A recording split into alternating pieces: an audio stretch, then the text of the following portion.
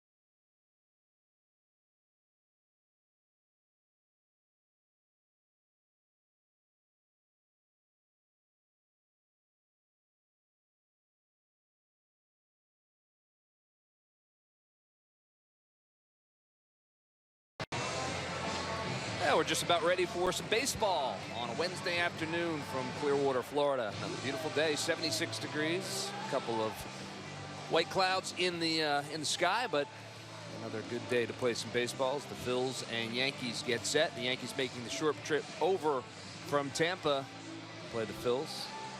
A team we get to see quite often during the spring. Well, starting lineup is brought to you by Xfinity. Xfinity X1 will change the way you experience TV.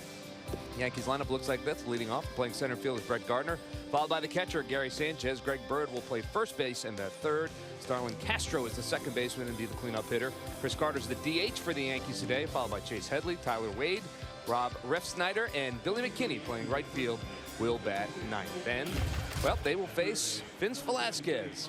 First time pitching here at Spectrum Field this spring. He has pitched quite a lot on the road so far. 3 starts on the road. There you see the numbers. 1-0 with an ERA of 1.00. 11 strikeouts so far for Vince Velasquez. He's been pretty good. Exactly what you would expect. Yeah, 5 walks though in 9 innings is a little much, and that's something that we talked about in the open. Conserving pitches, getting ahead of count. You see the scouting report, 92 to 98. Electric fastball, curve slider, change, and you see the 2016, his last 8 games was a struggle for him. Well, he's getting set to start it off here. And Brett Gardner steps in. First pitch to Gardner is over for a strike. First pitch at 109 this afternoon. There you see Gardner's spring training numbers through 14 games.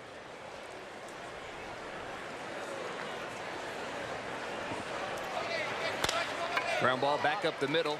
To his left is Hernandez. Strong throw, and he got him over there at first. Nice play by Cesar Hernandez down there at second base. Makes a strong throw to Daniel Nava, and first out of the inning. Yeah, great play by Hernandez, knowing that the first thing you want to do is to keep the leadoff hitter off base. But look at how he cuts that ball off. He gets around it, off balance throw, but a perfect throw. He allows Daniel Nava to stretch. He throws that ball to the right or left of Nava. You can't stretch as much. Gardner beats it out, and now you keep speed off the bases. Helping out his pitcher. Start off this game, so Vince Velasquez will step back on the rubber. Gary Sanchez, Yankees catcher, steps in, takes that first pitch a little bit low and inside for a ball. How about what he did when they called him up? Wow. He was something special to watch in the second half of the season for the Yankees. Takes that one over for a strike. It's 1-1.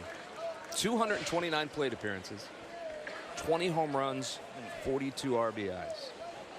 That's productive. That is, yeah, good start so far to his big league career. But yeah, they're excited. I talked to Gene Michaels today, works in the front office with the Yankees, and they're excited about him for a full year. Greg Bird, who's up next, his shoulder's healthy. He's having a great spring. Yeah. And that one is deep foul right in front of the Phillies dugout. There you see, it is a beautiful day. Mostly sunny today, John. Just mostly. Mostly. Yeah. So sunglasses will be worn. Yes. Well, here's hoping. I don't think they care if we wear them. I'm pretty certain that there's someone out there on the field that they hope that has his on today. Time is called. There you go. Got him on. See, it's all about spring training, making adjustments. 1-2 pitch is inside for a ball. It's 2-2. Ever important adjustments. Yeah. That's why they play 420 games in the spring now. So you get opening day, you're ready to go. We're approaching 420 at this point. From the windup, the 2-2 pitch, fouled at the plate, and that one got a piece of Ryan Hannigan.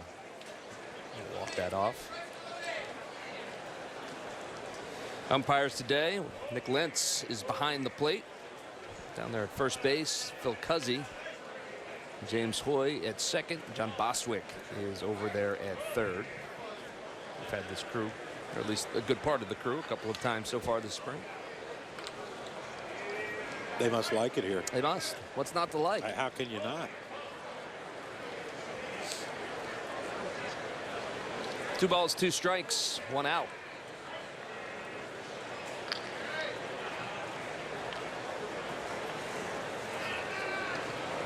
Two pitch upstairs for a ball. It's 3-2. Sanchez batting .368 so far this spring. 4 home runs. 13 RBIs. That's a pretty good spring. Yeah. Well, if you like good numbers. 3-2 pitch. Ground ball to Michael Franco. He spins and makes a strong throw. 2 outs. 5-3 goes the put out on the chopper down to third. Well, we're seeing Vince Velasquez throwing some pitches, but before the game, John, your favorite, one of your favorites. Carrot Top. Carrot Top. Funny. Funny. Iconic. Yes, Funny he is the way Chris Wheeler announced him. That's right. Iconic funny man. Yep. He's going to be performing here in Clearwater tonight. He could have played on the '93 Phillies with that hair. Would have fit right in. Greg Bird is the batter, and he fouls that one straight back. 0-1. But when you saw the Yankees last year, Mark Teixeira was hurt a lot of the season. They didn't get a lot of production because Greg Bird missed the entire season. But you know, they feel like if he's in that lineup, they think he can hit 30 to 35 home runs playing in that ballpark. 0-1 pitch upstairs for a ball. Uh-oh.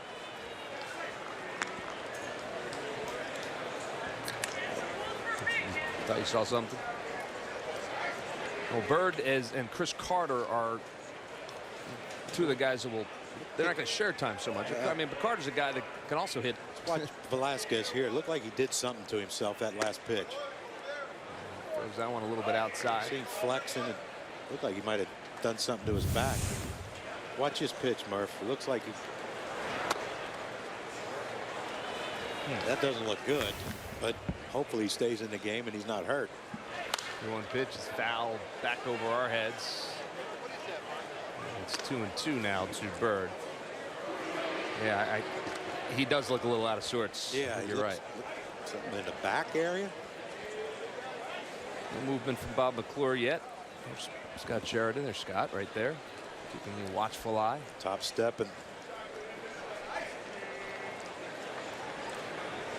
2 balls, 2 strikes, 2 outs. 2-2 pitch just misses. Ball 3, 3-2. I don't know if his front foot just got stuck on that pitch and that's why it was awkward, but he's trying to get something loose out there.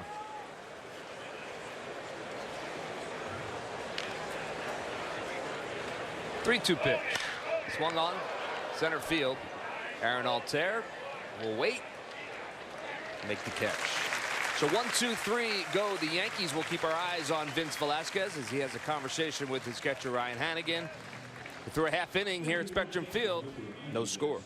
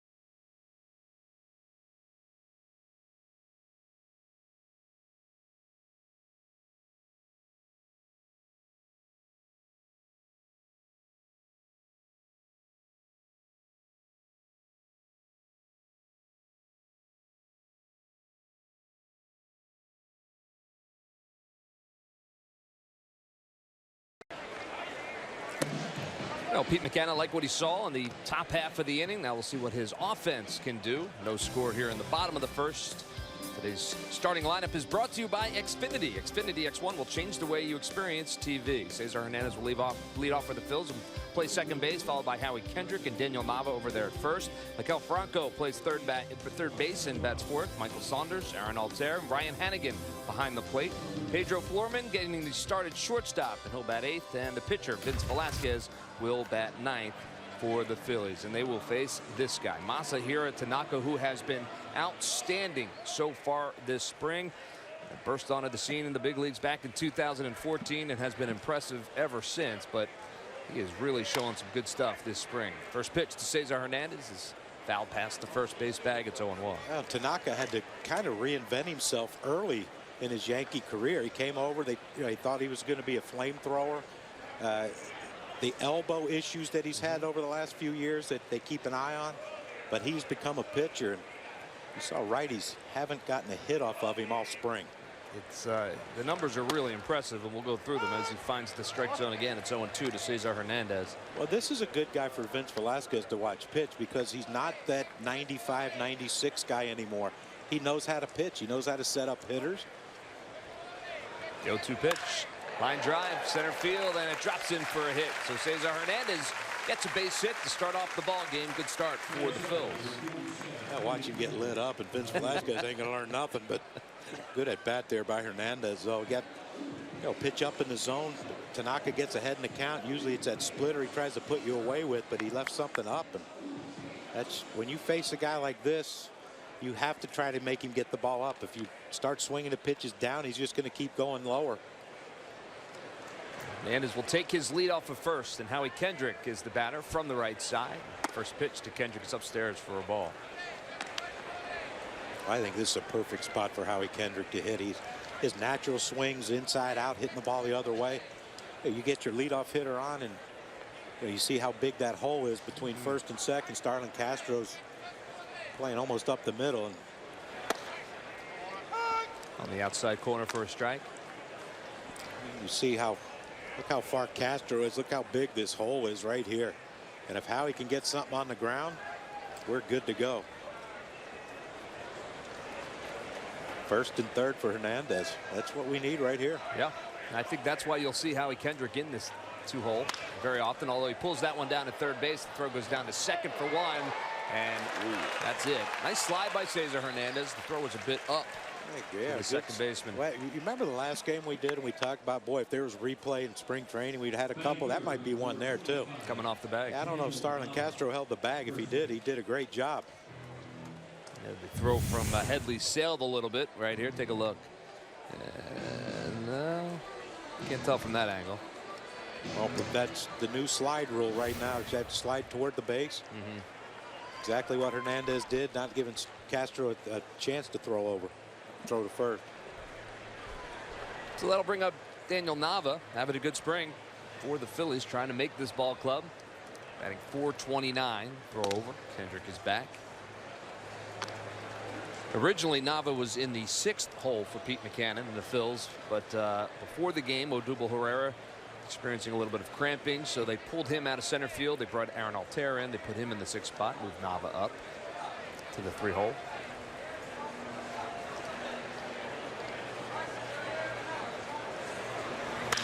He hits a line drive to center field. Gardner going back on it, right in front of the track. He'll make the catch. And Howie Kendrick will have to retreat.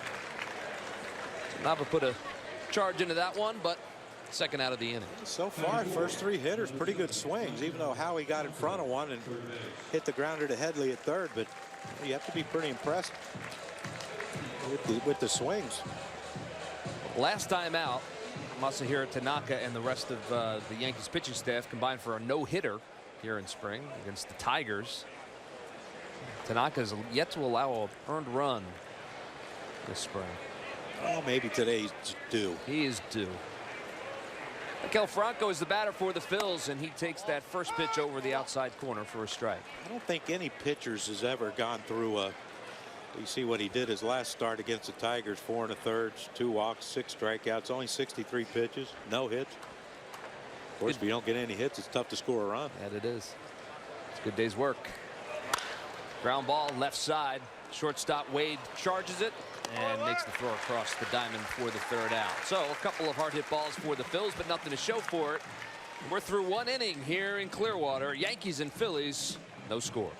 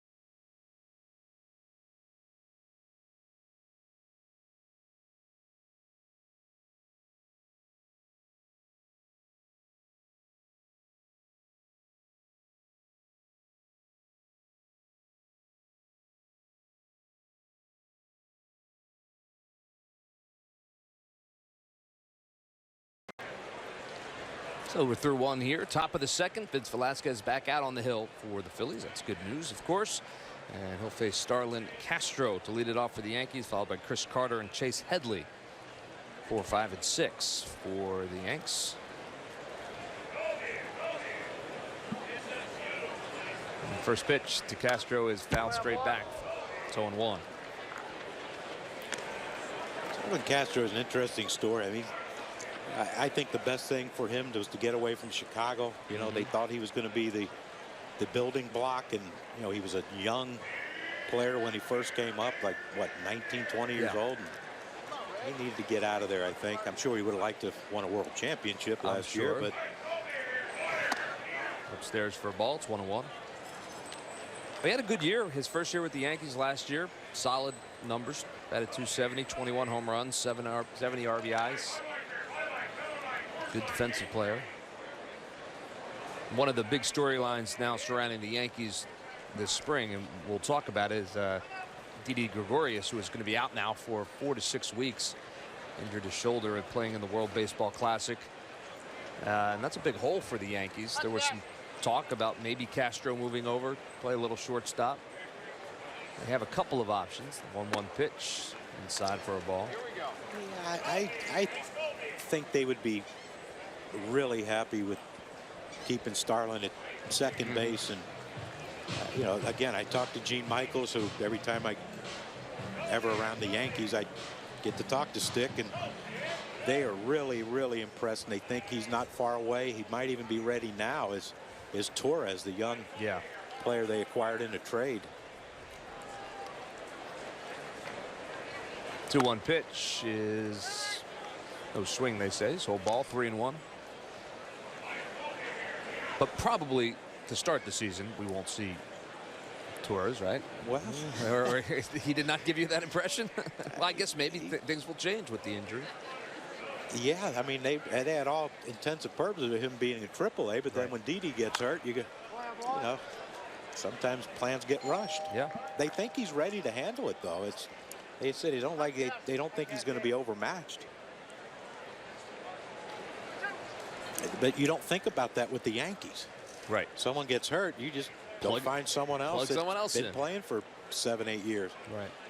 But this is the new Yankees, and I'm sure it's an exciting time in New York to see all these young kids. And that one sails inside for a ball, so he walks him, the first base runner for the Yanks this afternoon, and it's a leadoff base runner here in the second. All right, so John, you saw something in the first inning where you thought maybe Velasquez injured himself. Yeah, on the left, this is the pitch that it looks like he might have did something, but watch his left foot, how it lands, and it never spins open. It's pointed toward the right-handed hitter's batter's box. And when you watch the pitch on the right, this is a pitch that he throws. Now watch the left foot. It's more pointed toward Ryan Hannigan, the catcher. So his foot just got stuck. He might have just tweaked something a little bit, but you know, he seems fine, although he walks the leadoff hitter to start this inning. Not good, as that one is shot into the Phillies dugout. 0-1. Chris Carter is the batter. He's the DH today. The Yankees playing with a designated hitter today. The Phillies allowing Vince Velasquez to. It's not fair. You're right. It's really not. A guy that hit what, 41 home runs? I think 42, did he? Led the league. Yeah, he was impressive. So he'll be the DH today. Will be Carter. The 0-1 pitch. Swings through it. Snap throw back down to first. Castro is just back in front of the tag. I thought maybe Hannigan had him. Yeah, you saw Daniel Nava look up in the sky like, you know, we might have had 2 challenges already. Take another look. A quick snap throw by Hannigan, though, from the knees, and he's safe. Did just get back in. Well, we always think they're out, though. If it's relatively close, he's got to be out. That's right. Never give them the benefit of the doubt. Castro takes his lead off at first. The 0-2 pitch. Ball. Tell you what, though, if that was a 9th inning and it's a blowout, he's out without replay. Because there are places to go. What, Vince Velasquez? I don't know if this baseball thing don't work out. Maybe soccer, field goal kicker. He just kicked that ball in the dugout. He is he's an excellent athlete. Well, it went right in the gap thing where they have in the dugout there, the steps. You know, perfect. He We'll have to ask him about that. Do the Eagles need a place kicker? Perhaps they do.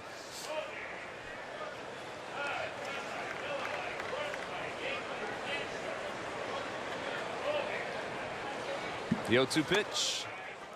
A little bit low for a ball, 1-2.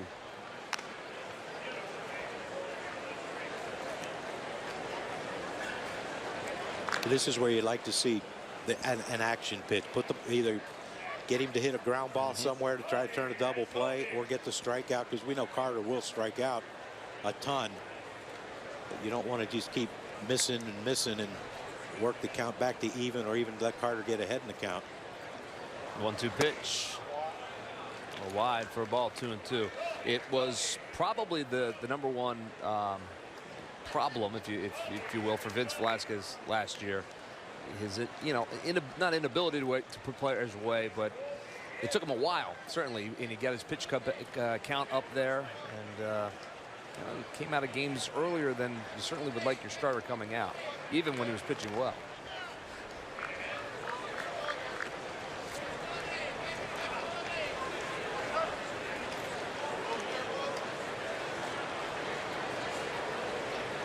Starlin Castro doing a little bit of landscaping down there at first.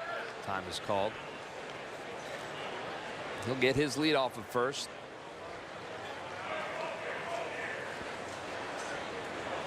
The 2-2 pitch. On the outside corner, called, third strike. A delayed call right there from Nick Lentz, but Phillies will take it. And it's a strikeout for Vince Velasquez, his first of the afternoon, and the first out here in the top of the second. Got ahead 0-2, and it looked like he was trying to hit that outside corner with the previous 2 pitches, and he finally gets one there. Looked like it had a little cut on it. Little late movement. A little late movement away. That was a good pitch and a big out as Chase Headley steps in. Batting .257 this spring is Headley. First pitch to him, ground ball. Second base, Hernandez flips the short for one, over to first, in time for the double play. 4-6-3, and Vince Velasquez able to get out of any kind of trouble. The early walk doesn't hurt him here, because, well, it's a pitcher's best friend, Hernandez, the Floorman, to Nava, and that's 3, and we'll head to the bottom of the second, no score.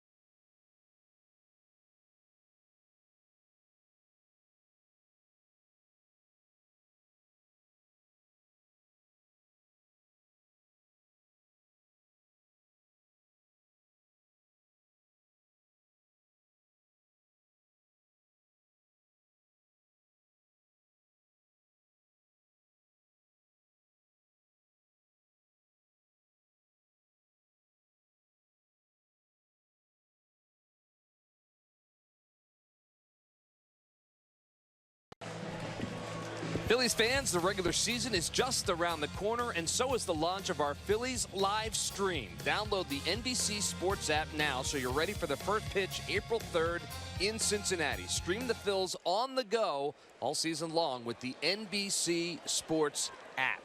That is all new, and that is exciting stuff. As Michael Saunders steps in, and first pitch swinging, bounding ball to the right side. Castro over to Bird, and one out. One pitch, one out for Tanaka here in the bottom of the second. Do you have the streaming app? I have not downloaded the streaming app yet. Well, I have the NBC app, so I don't know if it's the same one. I'll have to check. I have to get my kids to do that. It is the NBC Sports app, so I have it. All right, I'm already get one. I'm ahead of the game. And the cool thing is, you know, literally anywhere where you have your devices, for the first time, you can watch the Phillies games live. And it's an initiative that Comcast Sportsnets across the country have started this year. We've watched the Flyers and the Sixers streaming live this year. Now the Phillies. So all summer long, you could be on the beach watching. You could be hanging out at the park. Wherever you want. You can watch us at the ballpark if you want to do that. Why not? I mean, if they're smart, they would. Why not? Yeah, get to listen to Tom McCarthy and John Kruk. So now when the Phillies are on the road, and if I'm not on that trip, I can watch and rip you guys? Absolutely. We would appreciate it. The 0-2 pitch to Altair is a little bit low for a ball, 1-2. We call it constructive criticism. Yeah. Well, yeah. Sometimes. Tomato, tomato. Aaron Altair having a good spring. Down at the count, 1-2, and hits that one on the line. But Brett Gardner out there in center barely has to move. For a hard hit ball, but the second out here in the bottom of the second. Aaron Altair, though, John, having that good spring, and man, he hit a bomb the other way yesterday. Yeah, you know, when we talked to Matt Stairs this morning, you know, just the fact that he's lowered his hands, he's getting to the ball quicker. He's such a long, you know, a long young man that, you know, that just the power he can generate with that length. Yeah, it's been a minor adjustment, but you know, early in spring, it certainly is paying dividends. Well, it makes sense. You lower your hands, you get to the ball quicker. Right. You have them up higher, it takes you a little longer to get there. Yeah, that's a difference in hitters now. Is you know, we called it cheating, where you looked in and you got it started earlier and tried to spin on one. But you know, players now, they read and react to the pitch, and so getting his hands lower is a thing that's really going to help his career. Tanaka is ahead of Ryan Hannigan. Talked a lot of cheating with Charlie Manuel over the years. That makes it sound wrong. It's not wrong. Yeah, but I mean, I know what you mean. Yeah. You know, like, you know, as you get older, a certain count, a certain situation, a pitcher's going to try to pitch you in. So you start earlier, you open up a little bit, you try to catch it out in front. Good things happen. Yeah, but hitters nowadays, when you say, hey, do you cheat? Like, what do you mean, cork my bat? No. Yeah. Oh. Well, yeah, but no. 2-2 pitch. Ground ball through the right side, and that'll be a base hit into right field. So Ryan Hannigan is a two-out base runner here in the bottom of the second. You know what that is, Murph? What's that? A good first hit given up by Tanaka That's this right. spring by right-handed hitter. Right-hander. You said it was going to happen. Next up, the first run. Yeah, well, we need that too. Be all right. Can't win if we don't score. This is true. General rule. Although you can tie in spring training. Won't that be fun? Oh boy. Well, Pedro Florman, batting eighth for the Phils, playing shortstop, steps in from the left side as Hannigan will take his lead off at first. 2 outs here in the bottom of the second. Florman takes that first pitch over for a strike.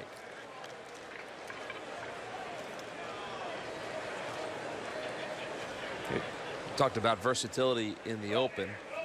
Well, Pedro Florman is a guy that can play just about anywhere on the baseball diamond, which obviously helps. You know, it's just so handy. You know, Franco's going to need a day off every once in a while. Freddie Golf's going to need it. You know, everybody's going to need a day off. Guys, it's rare to see anyone play 162 games. And if you have a versatile bench, it's just so much easier for Pete Buchanan to maneuver around. Big swing and a miss. It's 1-2 to Florman. Yeah, we had a conversation early in the spring with General Manager Matt Klentak and with Pete, and talking about, you know, what Howie Kendrick brought to this ball club, why he was so attractive, and that's the first thing they said. You know, here's a guy that's going to play left field almost every day, but if we need him in the infield, he can do it. He can play second base. He can play first as Florman swings through. And that made him so much more attractive to bring over and put him in a Phillies uniform for this year. So, you know, it always helps. And guys like that can do a little bit of everything, and the Phillies have a bunch of those players. Florman is a strikeout victim, so Hannigan left on first. We're through 2. No score.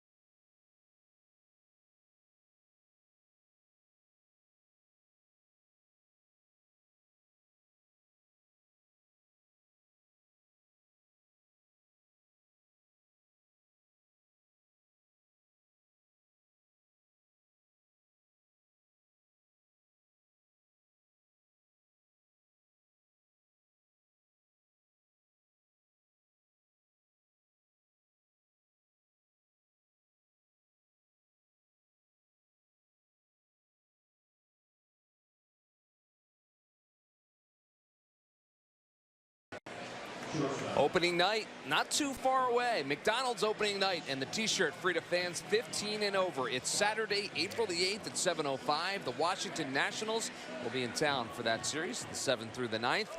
Get your tickets now. Get your t-shirt for opening night. Order now at Phillies.com. I feel like we say all spring, it won't be long before opening day, but now it really isn't all that long. Maybe Yeah, now you're not lying to everyone. Yeah, exactly right. Now I'm telling the truth. Tyler Wade is the batter for the Yankees. He's leading it off here in the top of the 3rd. It always feels like it's right around the corner. 1-1. I'm pretty sure if you'd asked the players 2 weeks into spring training if they thought the season was right around the corner, they'd called you nuts. Yeah, they've called me worse. Yeah, I'm looking forward to that.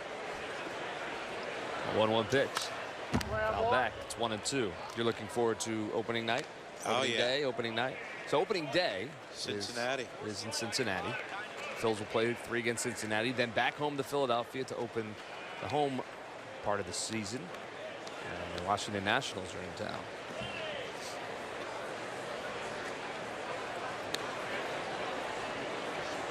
The 1-2 pitch.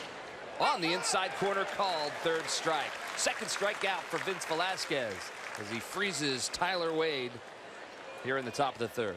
2nd strikeout looking for Vince Velasquez. And gets ahead in the count 0-2, and look at that pitch. It starts a little bit in and just happens to cut back over the center of the plate, or over the inside corner of the plate. And Tyler Wade didn't like it, but yeah, sometimes you don't like things you can't hit. That's the truth. Rob Refsnyder is the batter. He takes that one over for a strike. It's 0-1. Yeah, that was a pretty good pitch.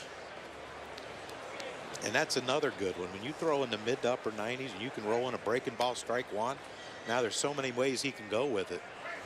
And he gets that one in on the hands, and it is rolled foul. So 0-2 quickly to Refsnyder. Throwing him 2 breaking balls to start this at bat off. This could be a nice spot for a fastball down and away. Try to put him away efficiently. The 0-2 pitch, swing and a miss, and he got him. 2nd strikeout of the inning for Vince Velasquez in 3rd of the game. First one swing. There you go. Well, and this is what velocity can do for you, Murph. Look where Hannigan's setting up off the plate away. The ball leaks over the center of the plate, but it was 96 miles an hour. Yeah. If that's an 88, 90 mile an hour fastball, Refsnyder probably puts a good swing on it, and it's in a gap somewhere. But when you can throw with high velocity, sometimes you can miss your location. Not all the time, but sometimes, and get away with it. Especially when you're ahead in the count. Billy McKinney is the batter now for the Yankees. Non-roster invitee to camp for the Yanks. Having a good spring, though. Batting .450 with 3 home runs and 7 RBIs.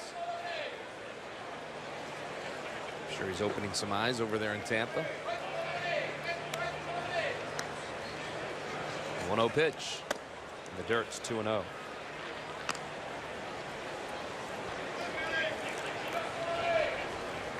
.20 at bats this spring. He's got 9 hits and 8 runs scored.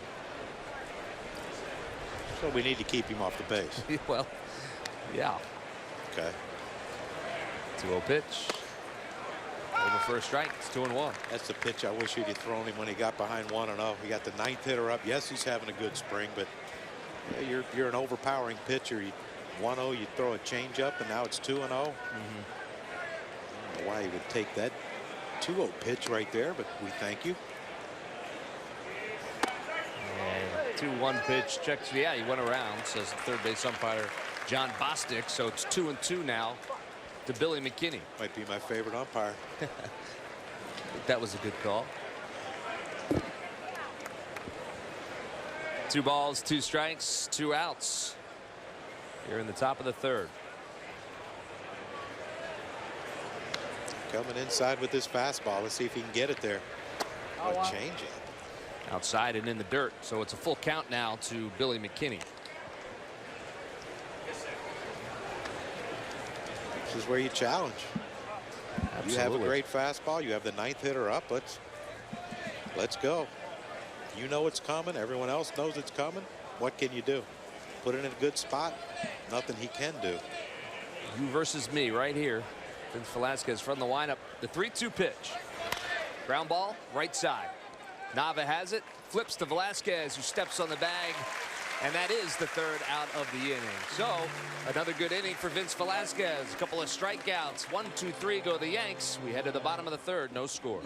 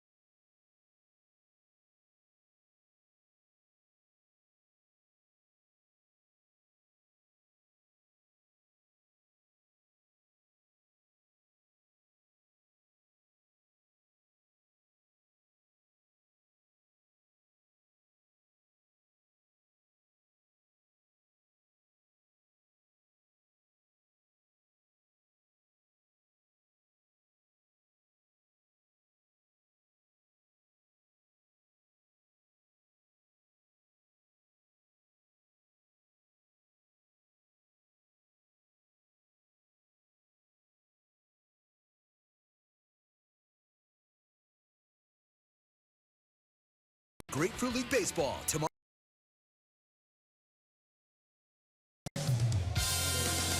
Phillies baseball is brought to you by WB Mason. You can't go wrong when you buy right.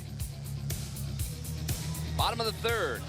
Blue skies here in Clearwater. No score. Phillies with 2 hits so far.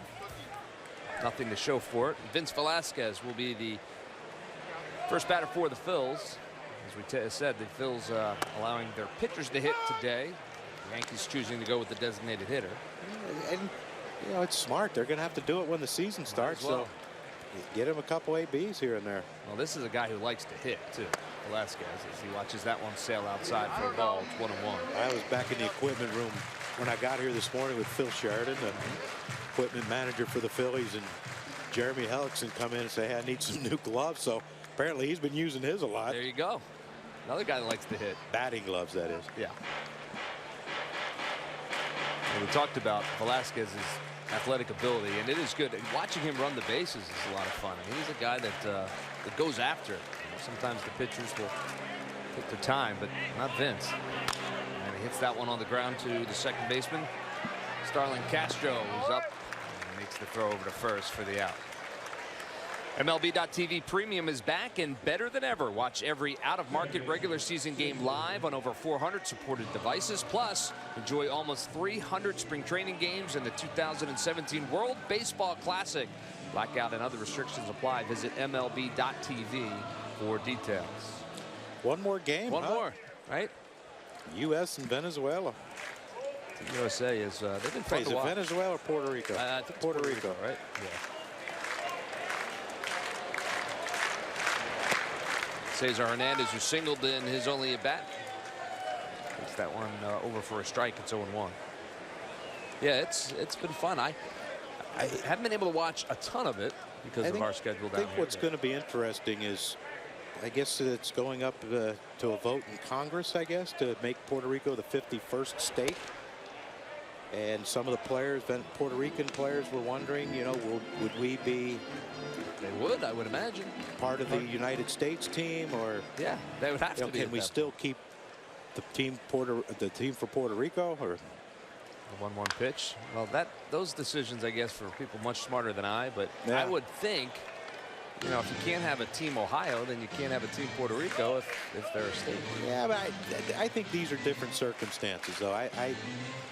I would hate to see that team, the team from Puerto Rico, not be in existence in the World Baseball Classic anymore.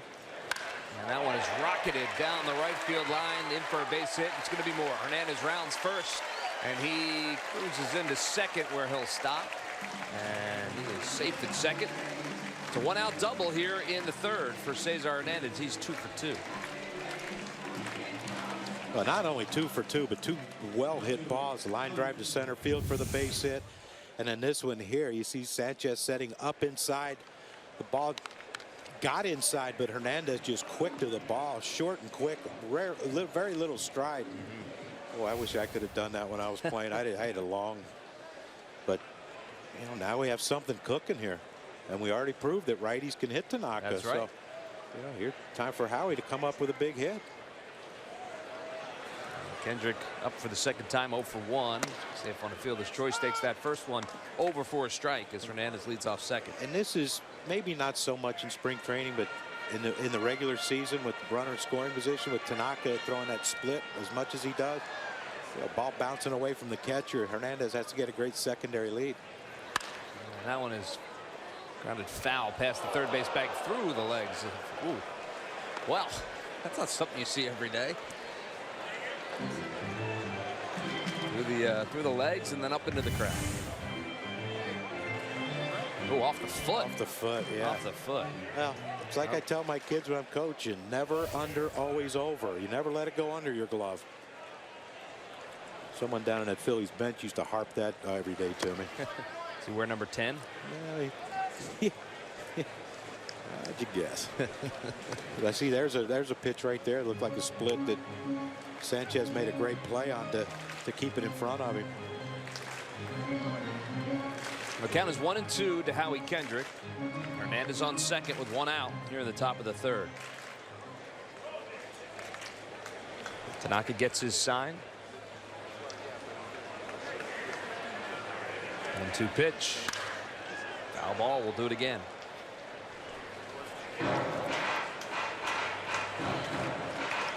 Well, at least one thing, it looks like we're making Tanaka work harder than any other team this spring's made him work. I think you're right about that. I mean, you know, coming into the game, you just took a look at his numbers and you thought to yourself, well, this guy is throwing as well as anybody at this juncture of spring. It's video game numbers. Yeah. 1-2 pitch. Swing and a miss, and he gets Kendrick on strikes. So that's the second out of the inning. Hernandez still down there at second base. There's a split finger by Tanaka. You saw it starts at the belt of Howie Kendrick and ends up down below the knees, and you swing over top of that one more often than not. So Tanaka can see his way out of this. And he'll face Daniel Nava. He's 0 for 1. Flew out to center field, but it was a well hit ball right on the nose.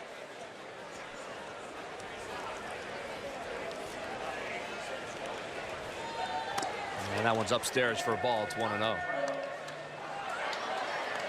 Look where Brett Gardner's playing. He's playing Daniel Nava the other way. Yeah. I mean, you see second base right here, and you see where Gardner's playing.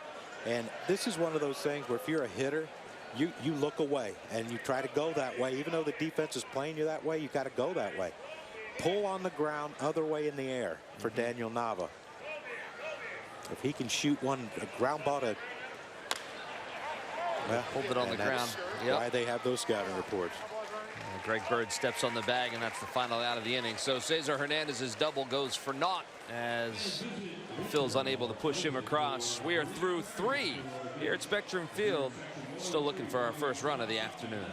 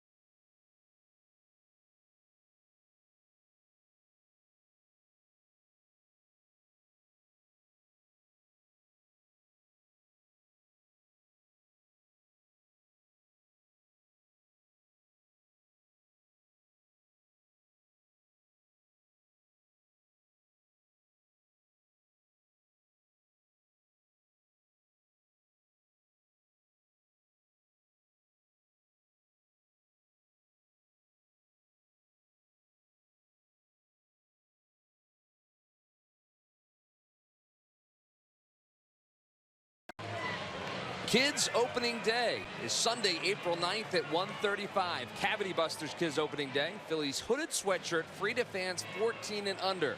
It's part of that national series, April 7th through the 9th. It's a great giveaway. Ordering your tickets now at Phillies.com. I mean, that is a great sweatshirt. That is beautiful. Yeah. I got to get one for my son. He'll be 15 April 11th, so he qualifies. He qualified just in under the gun. Just in under the gun. First pitch to Brett Gardner is over for a strike. It's 0-1. Gardner grounded out to Cesar Hernandez on a good play to start off the ball game. Vince Velasquez starting his 4th inning of work.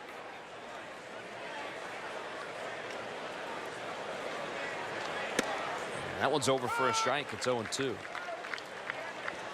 be real happy if you're Bob McClure.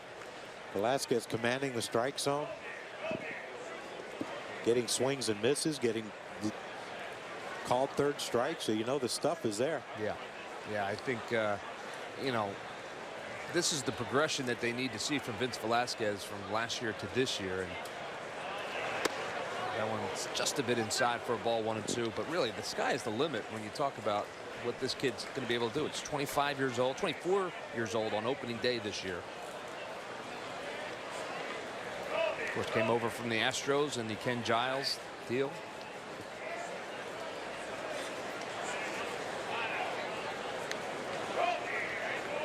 A 1-2 pitch. Just missed. 2-2. Two really good pitches right there after he got 0-2 to Brett Gardner. Fastball in that just missed, and that pitch looked like a changeup running away that just missed. So we'll see what Ryan Hannigan and Vince Velasquez decide on here. From the windup.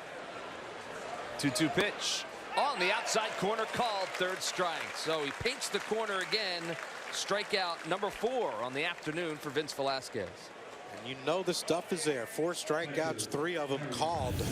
But he, like I said, a masterful job with the 0-2 pitch, the 1-2 pitch, and then he threw a changeup basically in the same location. He comes back with the fastball and gets the call. A beautiful pitch, and that's the first out of the inning here in the top of the 4th. So Gary Sanchez will be the batter. Grounded out to Maikel Franco down there at 3rd.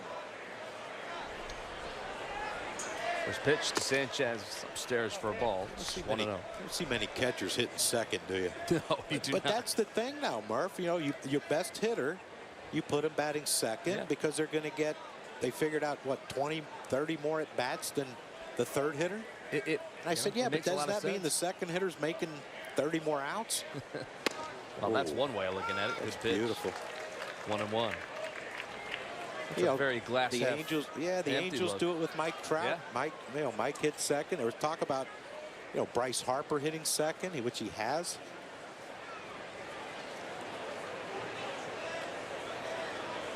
Manny Machado hits second for the leadoff end second for the Orioles. Yeah, I guess the days are not long gone, but changing certainly, where you had your power hitter in the middle of the lineup. These guys all have power nowadays. 2, 3, 4, 5, 6. It seems like are guys that can hit the ball out of the ballpark now. I mean, you just look at Sanchez and you think to yourself, not your prototypical. I don't think he's going to get on and wreak havoc on the base. Probably not. Probably not. That one is in the dirt. It's 2-2. But the thought process is, if you get your leadoff guy on who can run, he should get more fastballs to hit.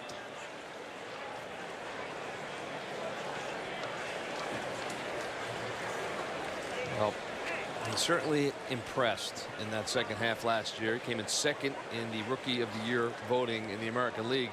And he really only played not even a half a season. He played that's two and a half months maybe. And it's easy power. It's not the full bore helmet fall off swing. I mean, it's just very compact. That one is in the dirt as well. So 3-2 now to Sanchez. Greg Bird waits on deck for the Yanks. But that's something that Phillies are going to talk to Vince Velasquez about. When Hannigan threw the ball back to him, he caught it with his throwing hand. He's been known to do that. They'll snap at it sometimes. Got to protect those guys. Yes, you do.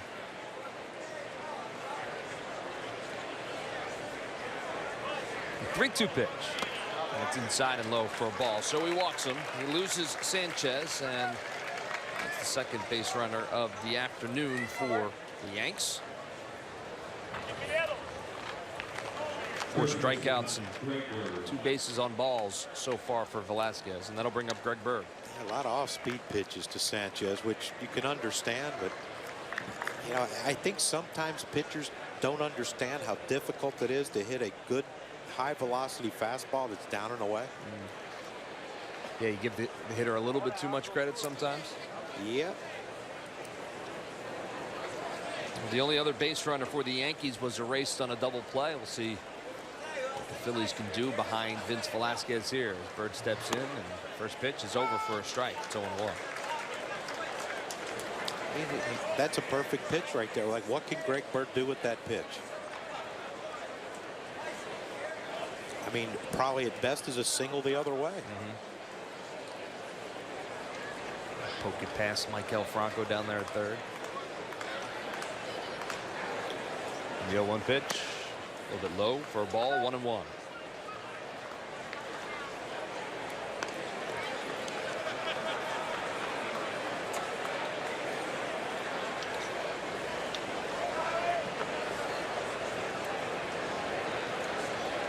We don't have Jim Salisbury here today. No Jimmy today. Well, no sideline. Jim's here. Nope.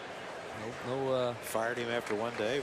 I think he had a 1-day contract. I think that's what it was. 1-1 pitch in the dirt. Nice play by Hannigan. Keep that in front of him. It's like that 10-day deal with in the NBA. In the NBA, where play 4 minutes. Yeah. Hit a couple hundred. Get one shot. Yeah. Watch this play by Hannigan. Boom. Well, that looked like it hit the corner or the edge of home plate, kicked to the Hannigan's left, and he gloved it. That's not what you mean when you say hit the corner, right? Well, it hit the corner. Just might need to be a little higher to get a swing. A lot higher to get a strike. Velasquez working from the stretch. Sanchez leads off first. 2-1 pitch. A little bit low for a ball. It's 3-1.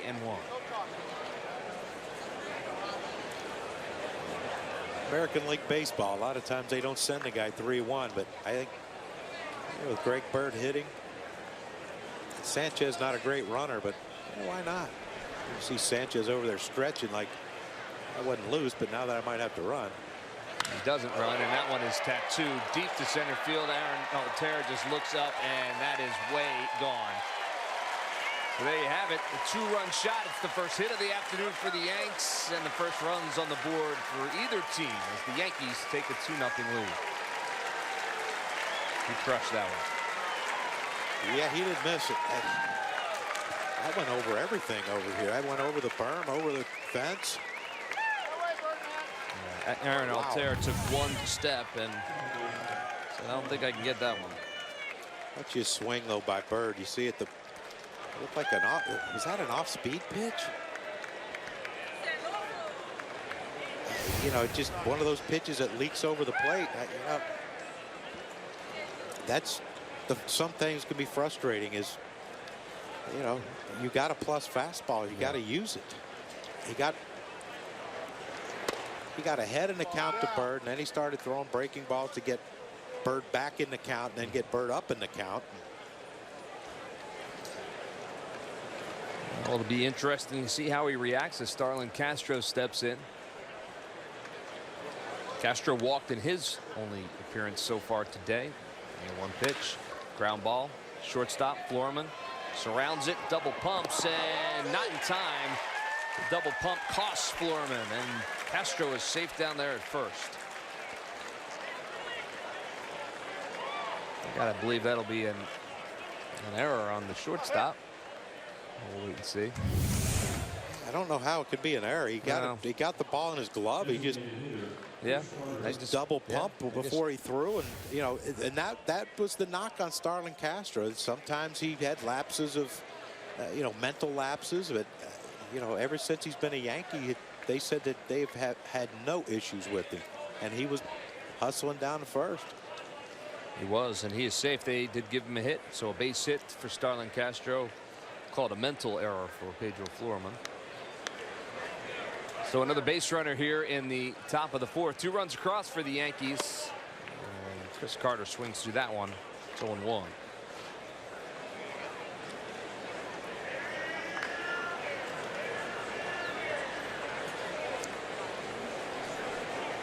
We need a double play right here to get out of this thing and hopefully get our bats going against Tanaka.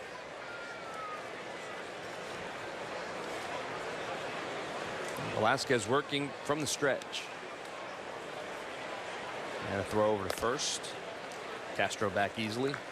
Nice little 2-hopper to third would be fantastic right now. That'd be just fine. Well, there you see it. Last year, Chris Carter, 41 home runs. Arenado also 41. Tell you, Nolan Arenado, you know, this whole Colorado thing, and I mean, you look at his splits home and away, and they're just as good on the road as they are at home. So I don't think it matters where he plays. I don't think people understand how great a player. Now, he's not a good player. He's a great player, offensively, defensively.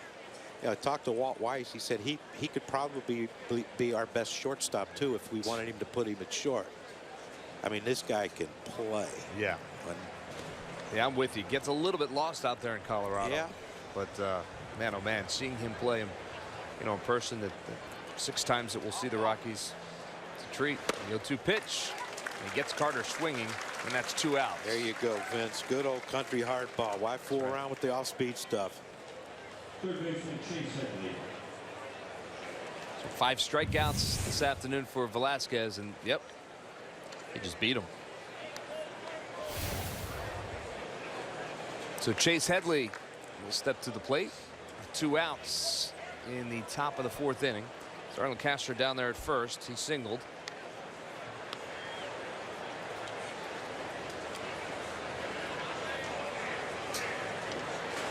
First pitch to Headley is over for a strike.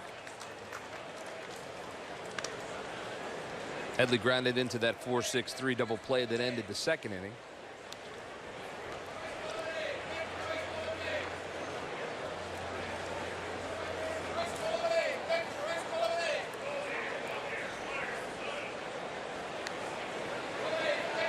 Quick throw over to first. Castro's back.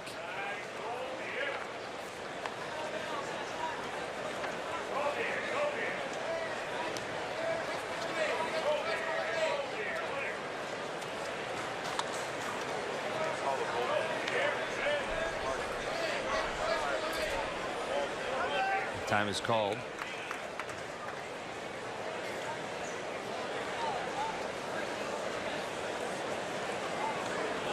There are no bugs out here. Maybe it was a. It sure looked like a bug. Maybe it was a droplet of sweat or something. Yeah. He reacted as if a gnat had hit him square in the nose.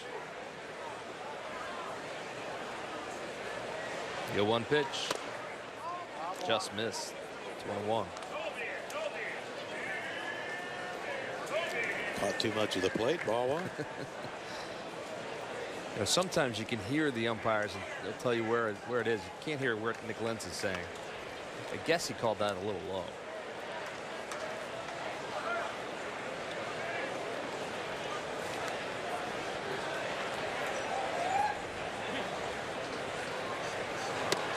Big swing and a miss. It's 1-2 now. Chase Headley. They're expecting a lot of things when they got Chase Headley from the Padres to supply power at the third base spot. It hasn't come so far. There's 14 home runs a year ago for Headley. 51 RBIs. He got one big year in San Diego when he drove in over 100 runs. 1-2 pitch. Hung on. Hit into center field, right center field. Aaron Altair glides over and makes the catch. So Vince Velasquez is able to work out of any further trouble here in the 4th, but one big swing put the Yankees on the board. It's Greg Bird, a 2-run shot to straightaway center field. We'll head to the bottom of the 4th. Phillies trail by 2.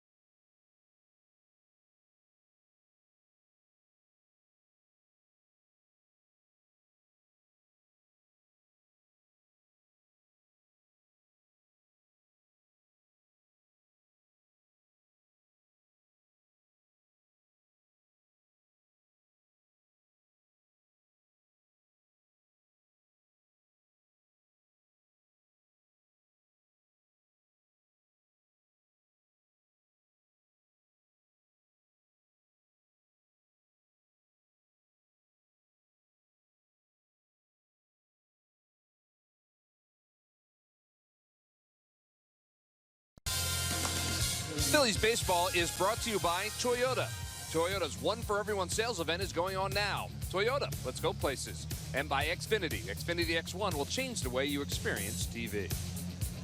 Bottom of the fourth, Maikel Franco will be the first to face Masahiro Tanaka here, as the Phils find themselves down now, 2-0. First pitch is outside and low. It's 1-0 to Maikel Franco. Franco grounded out to shortstop in his only at bat. Here you see his numbers from last season. Good season for Maikel Franco, certainly, but he has been challenged by Pete Mackanin's, who have a better one this year. Better power numbers, better on base numbers, better batting average, all of which they think he is completely capable of doing. 2-0 pitch. Fouled at the plate. Hey, you talk to people around baseball in the National League, players, front office personnel, and they'll tell you that, you know, he has superstar written all over him if he can just put it together over 162 games. Just consistency is all he needs right now.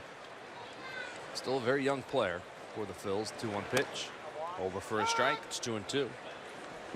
Yeah, he feels like he's been around for a while, and he has. Parts of 3 seasons, but still a young guy. 24 years old on opening day. 2-2 pitch. Called, third strike, and Franco was just frozen on that one as it found the inside corner. He was walking out of the batter's box before the strike was even called. Yeah, that's not a great feeling as a hitter when you get fooled by a pitch. You see Sanchez setting inside, and it looked like a fork ball or a split finger by Tanaka that just hung, and you know, that's one of those things where, you know, that's a pretty good pitch to hit, but Franco got fooled. But when you look at his pretty consistent pitcher as Masahiro Tanaka for the Yankees. He certainly has, as Saunders takes that first pitch inside for a ball, 1-0. And you remember when the Yankees first signed him, the scouting reports were mid to upper 90s, right. And you know, he's not that guy, but he's a pitcher. On the outside corner for a strike, 1-1, but double-digit wins each of his first 3 seasons in the big leagues. He had some kind of ridiculous number of wins over there in Japan. I want to say he was like 39-0 or something along those lines. Just remarkable success over there in Japan. And you know, he was obviously highly touted when he arrived in New York.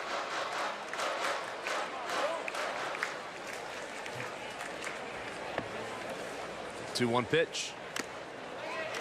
And he swings through that. It's 2-2. Does Michael Saunders. Yeah, Bobby Valentine, who managed over in Japan for a long time, and you know, when Tanaka came over here, he said he's going to have no problems winning in the big leagues because he has all these assortment of pitches and he throws strikes. Saunders turns on that one, but he'll hook that one foul down the right field line. You know, the concern with the bringing, you know, signing a pitcher from the Japanese league is, you know, they only play a few games a week. They don't, so he only pitches once a week. Right. The Japanese pitchers or starters only go once a week. How do they adapt to the American way of 2, maybe 3 games a week? Mm-hmm. And early in his career, not that it's not still relatively early, 2-2 pitch. That one is turned on, and that one is going to hook foul as well. Michael Saunders gave that one a ride, but about 15 feet. Almost foul. gave up his first run this spring. Almost. Get closer. But, you know, he had some health problems, as you alluded to. So his last year in Japan, thank you, Rick, his last year in Japan, 2013, how about this, 24-0 with a 1.27 ERA. Pretty good numbers. That'll work. Yeah. Hey, if you don't like anyone losing. Yeah. You know, sometimes it builds character to lose a game. I think it builds more character to go 24-0. 24-0, I would agree with that. Look at Mickey Mo down there. Never leaves. No. It never leaves. Boy, if he had a hip. Yeah, Mickey Morandini's going to join us on the telecast. He boy. wanted to talk to you about something. I don't know what I it was. bet. We can talk about his hip. He needs to get hip surgery. Okay. But he won't do it. Well, he's a little busy right now. Well, but you watch him walk around, it's painful to watch. Imagine how he feels. 2-2 pitch. I'm sure he put in a request for the Phillies to take the third base or first base dugout this year. A little bit less of a walk for him here in spring. And I'm sure there's coaches down there when it takes him 5 minutes to get in after innings screaming at him, let's go, hustle. Well, it'll be easier for him when we get back to Philadelphia. Yeah. A shorter walk. Nice to see Juan Samuel back down in the third base coach's box. Juan, of course, was gone for, I guess, 2 weeks as part of the World Baseball Classic. There he is. And never misses a beat. 2-2 pitch. Oh, hit the back foot. Michael Saunders, so he'll take his base.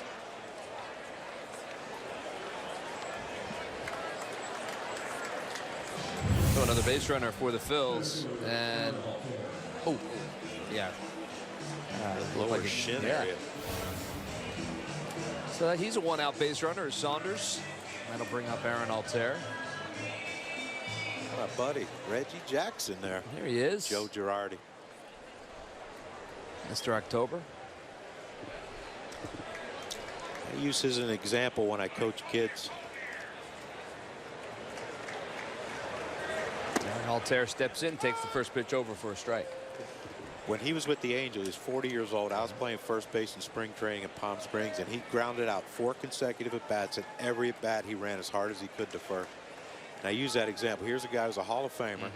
At 40 years old, was running harder than anyone else on the team to first base. 1 pitch. Fouled at the plate. It's 0-2. Well, some would say that's why he's a Hall of Famer. Well, that unbelievable home run talent, or whatever. Yeah. But it's, you know, you go across sports, you think about a guy like Michael Jordan. Well, and the hardest working guy out there. I told him last spring, I said, you know, I use you as an example. I told this story, and he goes, do you remember that game? I said, I will never forget it, because when you hit 100 hopper to second, and you're thinking about taking it easy to first, you come up. And in my head, and I use it with the kids I coach. And he started hugging me. And he goes, man, that means something coming from a peer. And I'm like, peer? You're a Hall of Famer. I was a little dirt bag at the bottom of the totem pole, man. Yes, but you're our dirt bag. So thank you. Yeah, you're welcome. 1-2 pitch. Right into the left side. Quick throw from Tyler Wade over to second. They get the lead runner. And that's the second out of the inning.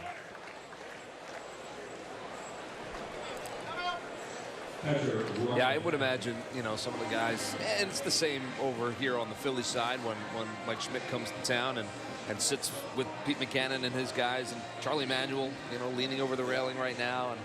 But earlier in camp, I know Derek Jeter was involved with the Yankees early in camp, as was Alex Rodriguez, and Nick Swisher was there. there. It's you know, and these guys that are in the dugout now grew up watching those players, and I'm sure it's a thrill and an honor to be able to talk some baseball with them. Hannigan takes a strike. And that's what's nice about spring training. Every spring training camp you go to, they have former star players back on the bench, you know, guest instructors, and you know, you talk to some of these young Cubs hitters, and you know who they credit for their success? Manny Ramirez. Yep. Theo Epstein hired him. He was a hitting coach, and you know, traveled around and helped all these young kids. And you know, for whatever you think of Manny Ramirez, you talk to anybody who played with him, you say he was the smartest hitter they've ever seen.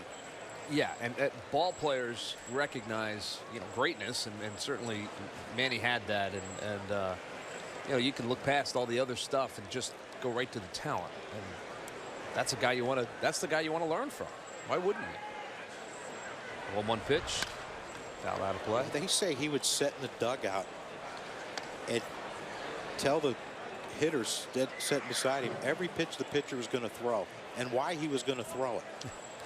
And what they were an like, advantage. And they were like looking at him like, oh, how do you know that? Yeah. He said, haven't you figured it out yet? Like, just. The game's easier for people like like Manny Ramirez. Yeah. Yeah, it's hard to play the guessing game up there at home plate, I would imagine, at this level, for sure. Throw over to first. That's why I say I would you know, people always say, oh, don't you wish you played now with the money they're making? But I think I would have trouble playing now. Maybe I could have made an adjustment, but you know, we knew 2-0, 3-1.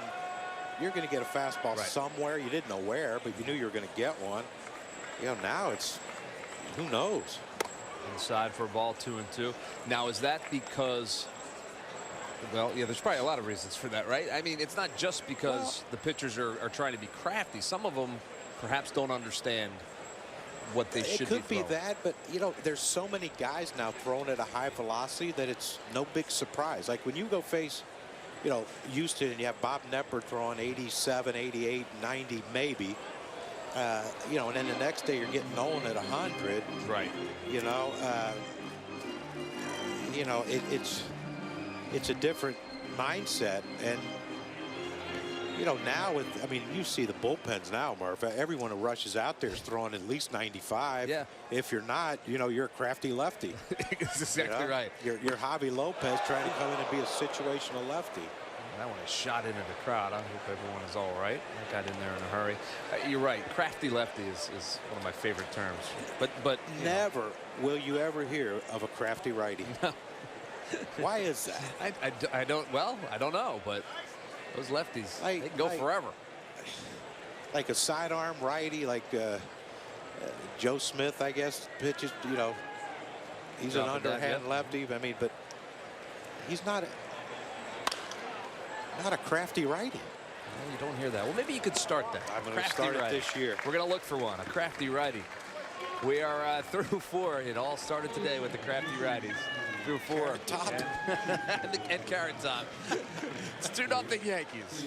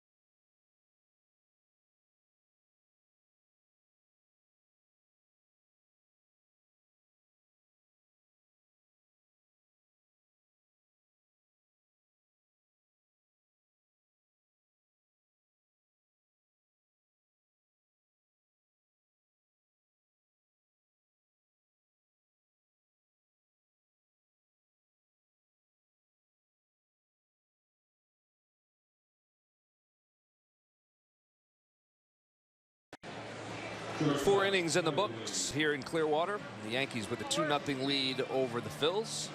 Vince Velasquez back out on the hill. He'll face the bottom of the Yankees order, 7, 8, and 9. And it's our pleasure to welcome in, as we mentioned before the break, Mickey Morandini is joining us. How are you, Mickey? I'm fine. Crucky, I'm glad you could join us today, by the way. Well, you know, Mick, I make an appearance every now and again to keep you and Boa in line. I got you. Ground ball, first pitch swinging. Nava has it. Flip over to Velasquez. And he is out. First out of the inning. You know it's going to be a 3-pitch inning, right? Yeah. So talk quickly, Mick. What do you got to say?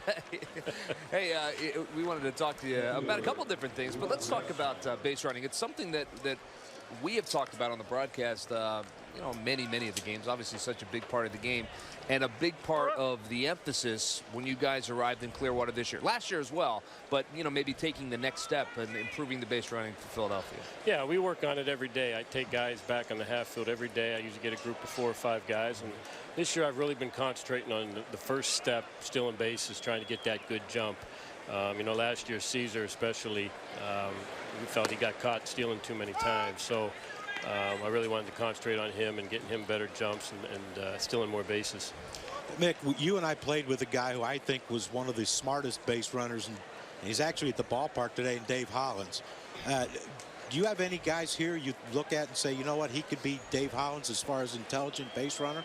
I think Howie Kendrick can be that kind of guy. I haven't seen a lot of him, but he's very intelligent. He knows how to play the game.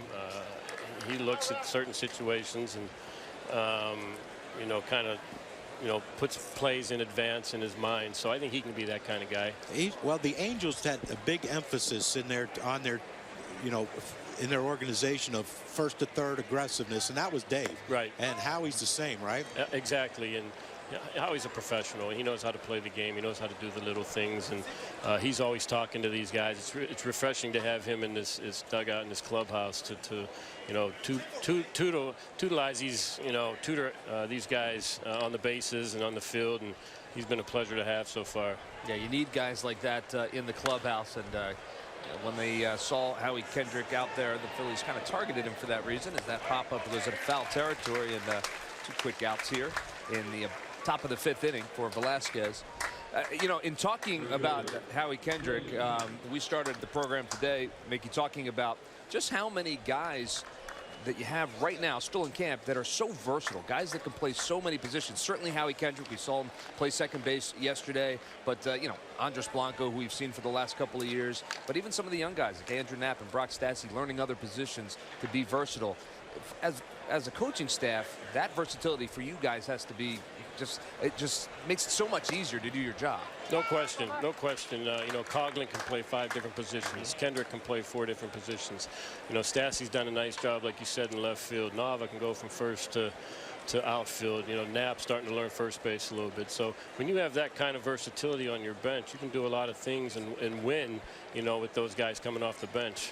But it's not only the winning part. It's you know, giving guys rest, that need rest, and knowing you're going to put a guy in there, it's not going to be, you know, a detriment to your defense. No question. And you know, we got Altier in the outfield. You know, if we wanted to, we could play him in right one day, center the next, left the next. He's real versatile out there. He can play all the positions. He's, you know, obviously one of our top outfielders as far as defense is concerned. So when you, like you said, when you have all that versatility, you can give guys rest.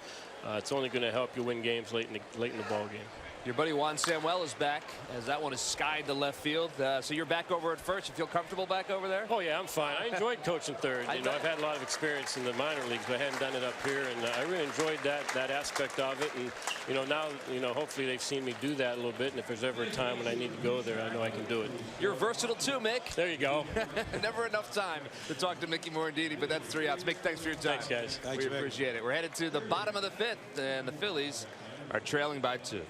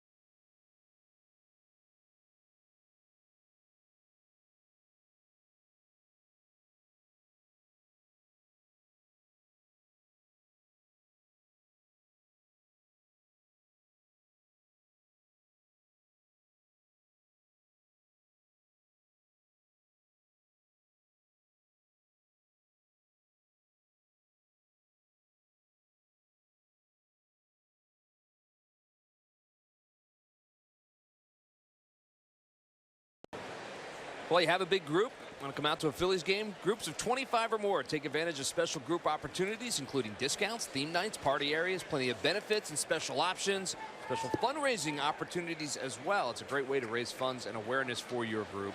For more information, see phillies.com/group tickets. On out to the ball game. Pedro Floriman will lead it off against Tanaka, and that one is grounded past our pal Mickey Morandini down there at first.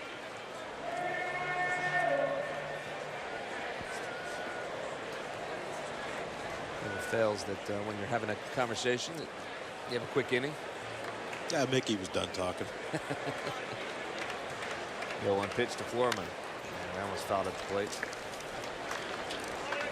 Well, you see a lot of that when in the starts that Masahiro Tanaka has a split finger that will run down and away. Or down and in. You foul balls, lefties especially, foul balls off their shins. Yeah, that's what makes it an uncomfortable at bat. Or one of the reasons, I guess, to be uncomfortable. The 0-2 pitch. Down to the right side. Castro. 1 out. I noticed you were looking around the world there for a moment. The map of the world. Struggling over here. I think I hit a button. I think you did too. But there's like 9,000 buttons on this thing. Yeah. The telestrator is well, it can be your friend, but it can also be your foe. Well, I'll tell you what, it's winning today. It's Velasquez takes that one upstairs for a ball. that and trying to figure out between things. I had to download an app. It's really whipping me. We did the promo for the NBC Sports app back in the 2nd inning. And John has been working on downloading that app ever since. Unsuccessful. Well, you were successful downloading the NBC app. Yeah, I got the wrong one. Which is great. But now we need you to get the NBC Sports But then this app. other thing came up, and I don't know how to get rid of it. 2-0 pitch. Velasquez sends that one down the right field line. Stay That fair. is hooking foul ball. Just foul. Velasquez almost had himself an opposite field home run. A little swing from the pitcher. That's the one, right? That's it right there. Yeah, I tell you what, this is something that, you know, as he gets older, if he could swing the bat, it keeps you in games longer. Yeah. And, you know, we talk about the 3 Braves guys that win the Hall of Fame, Glavine, Smoltz, and Maddox, and you know, all 3 of those guys can handle the bat. That one is hit to the right side. One hop. Flip over to Tanaka covering. He gets the out. Pretty good at bat for Vince Velasquez. He does like to hit. We talked to him about that many times last year. He's just a hair away from getting a home run here in the spring. Top of the order now. Cesar Hernandez is up. He's had a good afternoon. Single and a double so far.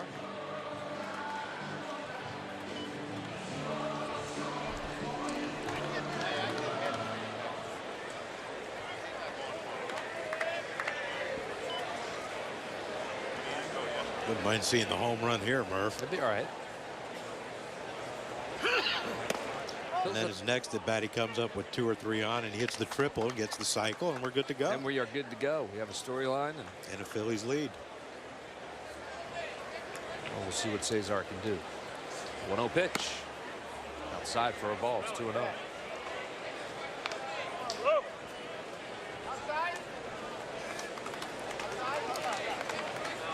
Hear Joe Girardi yelling if that pitch is outside. I don't think he has the best vantage point to see that. And that was hard hit just inside the bag at first, but a nice play down there by Greg Bird. And that's the final out of the inning. Cesar's hit the ball hard 3 times. He's 2 for 3, but that time, well, Bird got the best of him. So we're going to head to the 6th with the Yankees leading it 2-0.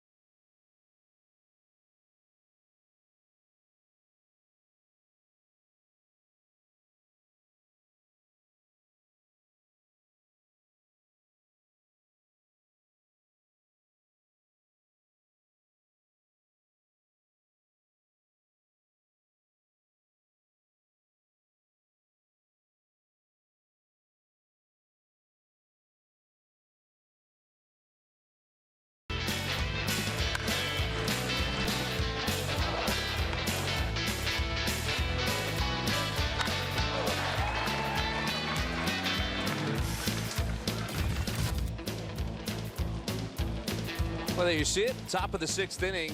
Yankees, well, they scored 2 in the 4th on a 2-run home run by Greg Bird, and that is the only offense to show for either team in terms of the run category. 3 hits for the Phillies in this one. Cesar Hernandez, who is now out of the game with a single and double. Vince Velasquez, it's looked good. One big mistake, and that's where we sit. And as the Phils trail 2-0, there is the change for the Phillies defensively. Yes, well, Valentin is their new second baseman. The day is done for Cesar Hernandez. Top of the order for the Yanks, facing Velasquez. What have you seen from Vince so far, John? Well, you know, his command has been pretty good. You know, I thought with the Sanchez at bat that he walked him prior to the home run by Greg Bird. I thought he was a little too careful with him. I thought he should have, you know, challenged him once this count got even in the count. He should have challenged him a little bit. And, you know. Hard hit ground ball right at Valentin, and he bobbles it, and the throw not in time. Then he throws it away. But Rick Gardner will not advance. He was already looking down. So take another look. Valentin just checking into the game, has to try to gather in that hard hit one, and that's an error on Valentin. Here is Velasquez today. Yeah, that looked like a cutter to Chris Carter, and then he, you know, the fastball was popping, and he missed location some with it, but it was still, you know, high enough velocity that to get by the hitters. But I mean, overall, a really good performance. Like you said, this is, you know, part of the maturation process of Vince Velasquez is, you know, you walk a guy, give up the home run, and, you know, I thought he pitched way too careful to Sanchez. Right. You know, just looking at the line there, 5 innings pitched and 2 hits, and then looking at his pitch count, 76. That in and of itself, I think, is a positive for Vince Velasquez, as he's here pitching in the 6th inning with a relatively manageable pitch count too. So that's a good sign. Yeah, and I'm sure that, look, it's spring training. You try different things. You know, maybe Ryan Hannigan was like, you know, he has to figure out a way that if he gets behind the count to a dangerous hitter, can he throw his off-speed pitches for strikes? And that's, you know, that's what this is for. That's why these guys, you know, spring training is to get a feel for their pitches, but also to sometimes learn how to pitch. Sanchez sends that one to right field, and it's off the top of the wall. One hop as the throw comes into the infield. So we're going to have runners on the corners. It's Gary Sanchez. You talk about that easy power. Nice easy swing. He sent that one off the top of the wall. Yeah, and you have to figure where he's going to play 81 games. That's probably in the second deck in Yankee Stadium. But you know, that's the luxury they have with this kid, is the fact that he does have pop the other way. You know, that's not an overswing whatsoever. Right. You know, but give Saunders credit. You know, he kept the double play in order. Yes, there's no outs, but you know, you keep the double play in order. Now you know, if you can get Bird to roll over, now you stay away from a big inning. You see Joely Rodriguez is warming up for the Phillies. Let's see how deep Vince Velasquez can get into this ball game. 1 for 2 is Greg Bird. He with the 2-run home run back in the 4th inning. He has runners on the corners now.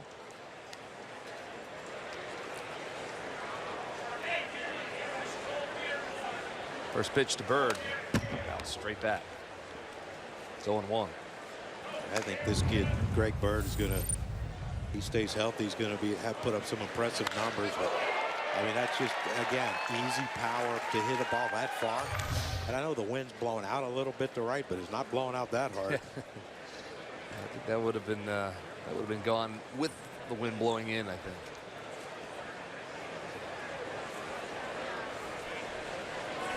Runners lead off the corners. The 0-1 pitch.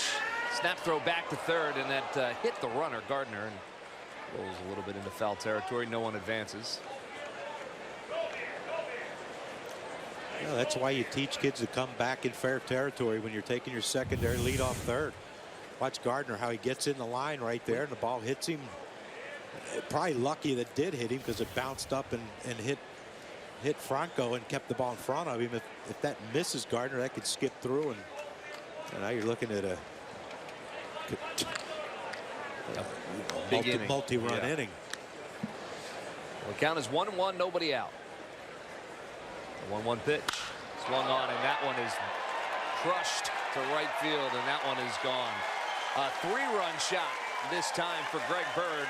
He has 2 home runs and 5 RBIs. And the Yankees lead it 5-0. He has been the nemesis of Vince Velasquez today. So far, he's player of the game. Unless something drastic happened. But yeah, again, though, you know, you watch his swings, and he's on the fastball of Velasquez, and there's another one that doesn't get to the spot. Greg Bird's having a great spring, and this is, you know, again, this is the learning process for Vince Velasquez. First pitch of the inning, or Gardner grounds out, routine grounder. Yeah. Valentin boots it. You know, and when he becomes an elite pitcher, he'll figure out a way to get out of that inning with only giving up 1 run. But instead, it started snowballing on him. Sanchez hits the ball off the wall and then makes a mistake to Bird, and all of a sudden it's, you know, a 5-0 game. The 1 pitch to Starlin Castro is outside for a ball, 1-1.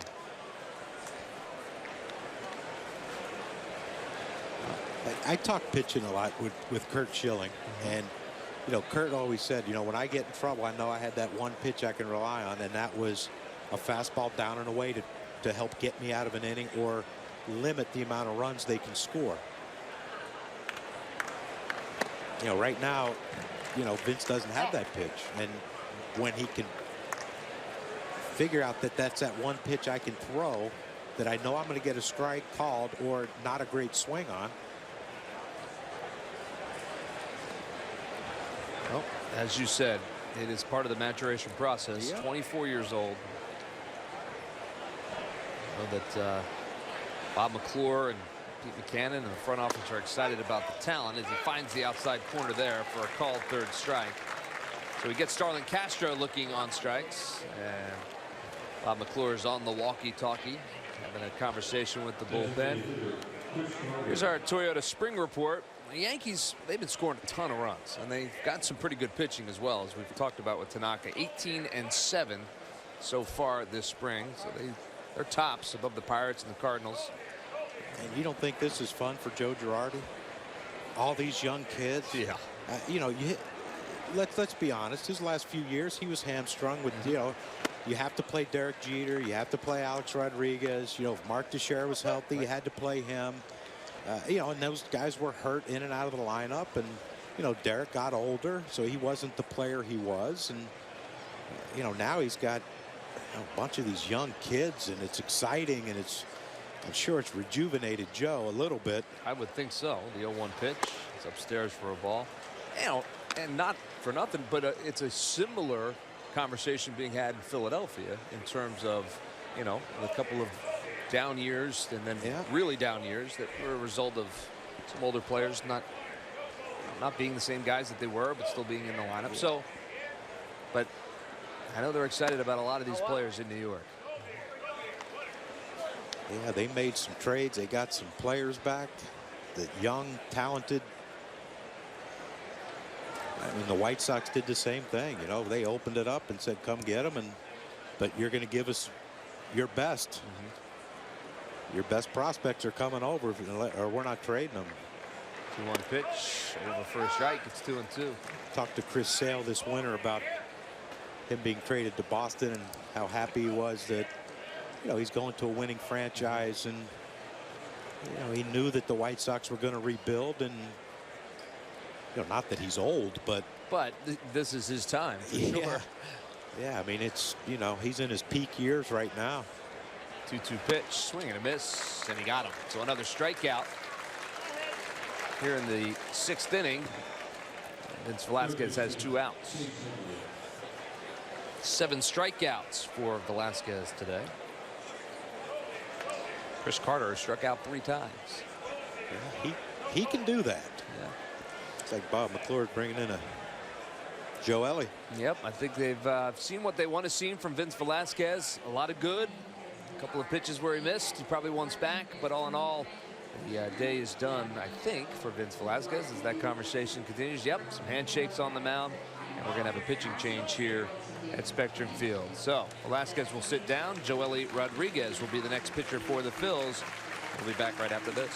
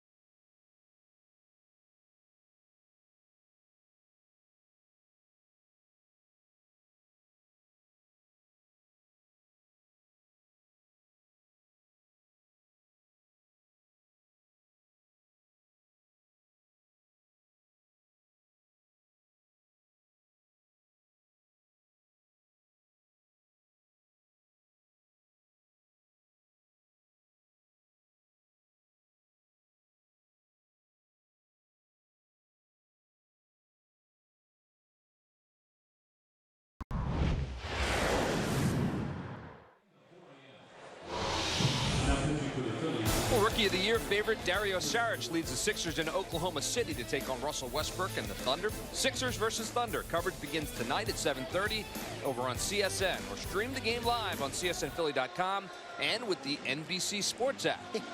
And John has just successfully downloaded that NBC Sports app. Yeah, but I'm running into a snag. Just a minor snag. Well, see Bob McClure having a conversation with Vince Velasquez. yeah. Maybe he's asking Vince, like, what should he put on here to please select which NBC Sports alert you would like to receive. Just put all of them. Yeah, I hate this. You know, parents always say you got to make your own choices in life. So. Too many decisions. I can't. I'm not that smart. Well, we have a couple more innings for you to make those decisions as Joely Rodriguez is Ryan a new Hannigan pitcher. is a little upset. At the call, I didn't. No, he called it a strike. Yeah, I think he's more upset with the. Might have crossed him up. Or, yeah. I mean, I've had played with catchers that have actually forgotten what sign they called. Swings through that one. It's Chase Headley, so it's 0-2 now to Headley. There you see the numbers this spring for Joely Rodriguez. 6 games. He's got an ERA of 4.05. Couple of walks. Handful of hits in his 6 2/3 innings with a left-hander. Trying to close out the inning here, and that one is launched into right field. Going back on it to Saunders. He looks up, and that is gone. An opposite field home run for Chase Utley. And the 3rd home run of the day for the Yankees, and they lead it 6-0. That would be Chase Headley, yeah, not Chase Utley. Chase Utley might hit a home run today. You never know. I mean, they're probably playing later. I saw a couple of Chase Utley home runs that look just like that. So that young man has a souvenir. Chase Headley has himself a solo shot. Yeah, and an 0-2 pitch too. Up onto the berm. So Tyler Wade now step in to face Joely Rodriguez.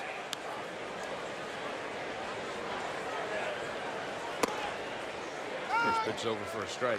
Boy, watching Sanchez and Greg Bird and now Headley with the homer. Do we have a revisitation of the Bronx Bombers? I'll tell you what, these guys score a ton of runs up and down their lineup. It's just outside for a ball. It's 1-1. That's been their MO this spring. Outscore the other guy.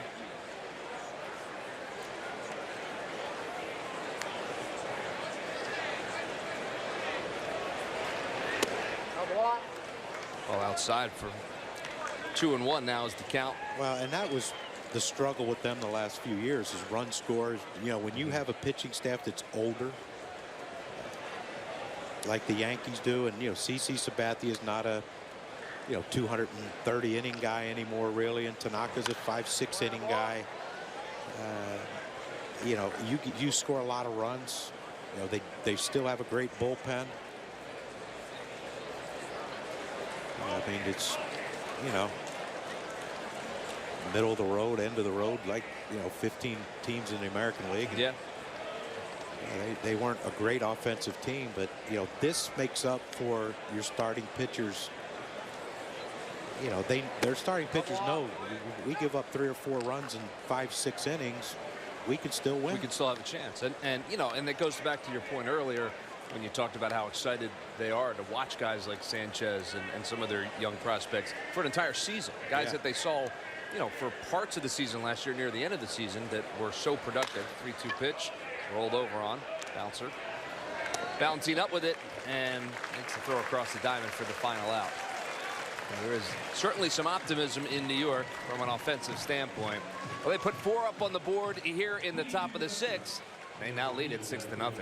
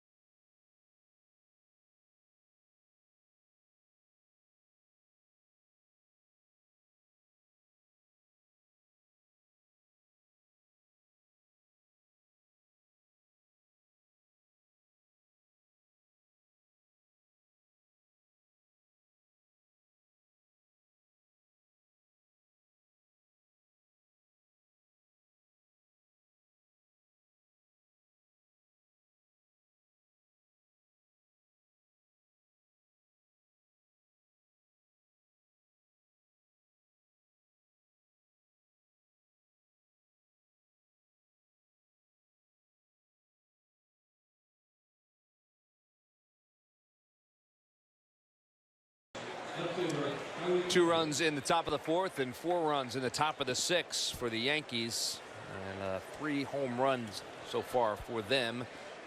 We have some changes for the Yanks. Dustin Fowler is the new center fielder. And the Yanks lead at 6-0 on 5 hits and no errors. Fills with 3 hits and 1 error on the afternoon. Howie Kendrick is the batter.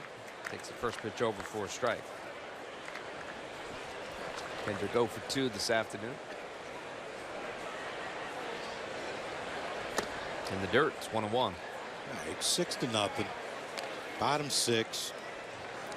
Tanaka still hasn't given up a run the entire spring. That's right. It's time. Let's get him right now. It is time. Jonathan Holder, the right-hander, warming up for the Yanks. And sails outside for a ball. It's 2-1. Yeah, why not? Phil's put together a late game rally yesterday to come from behind and win. Do it again. 2-1 pitch. That one is lofted into right field. It's deep. Billy McKinney going back on the track, and he'll make the catch. Kendrick gave it a ride, but it's the first out of the inning. I don't think any one of Greg Bird's home runs were cheapies. No. But that ball carried a long way for, I mean, as soon as it went up in the air, Howie kind of, slammed his bat down, and he knew he didn't get all of it. Get it, but hey, McKinney catches that on the warning track. You look at the flags right now, and they're blowing a little bit, but they're certainly not standing up straight, blowing out to right. It's not an extra club. No, I don't think so. Daniel Nava's the batter. The left-hander takes that one over for a strike. There you see him. I mean, it's a gentle breeze.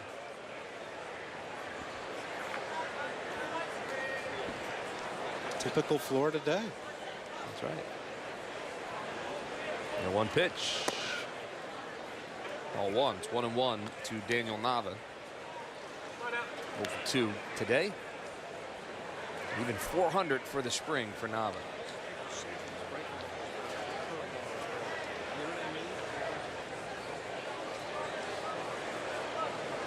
1-1 pitch. Inside for a ball, 2-1. All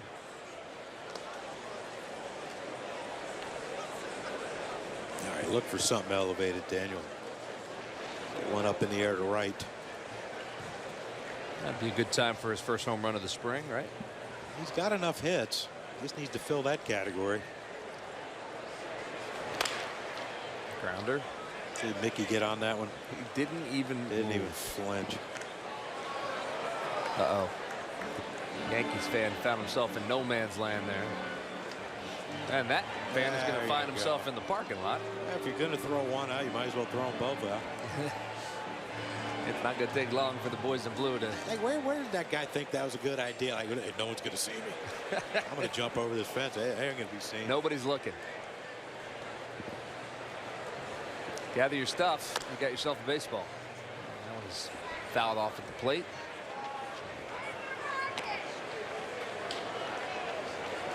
Was it last year that someone ran on the field in San Francisco and Angel Pagan body slammed him? Oh yeah, yeah.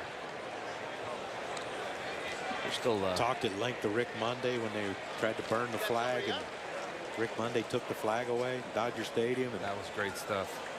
Of course, the best one was probably Mike Curtis for the Baltimore Colts back in the day when guy took the football and Mike Curtis clotheslined him. Yeah, I think people forget as that one sails outside. The guys on the field are the professional athletes. Folks in the stands. Hey, well, look at that. He got injured. The man was on crutches and he's getting thrown out. Hey, what? Was that the same guy? I don't know, but whatever it was, that was a quick first step he got off the gate there.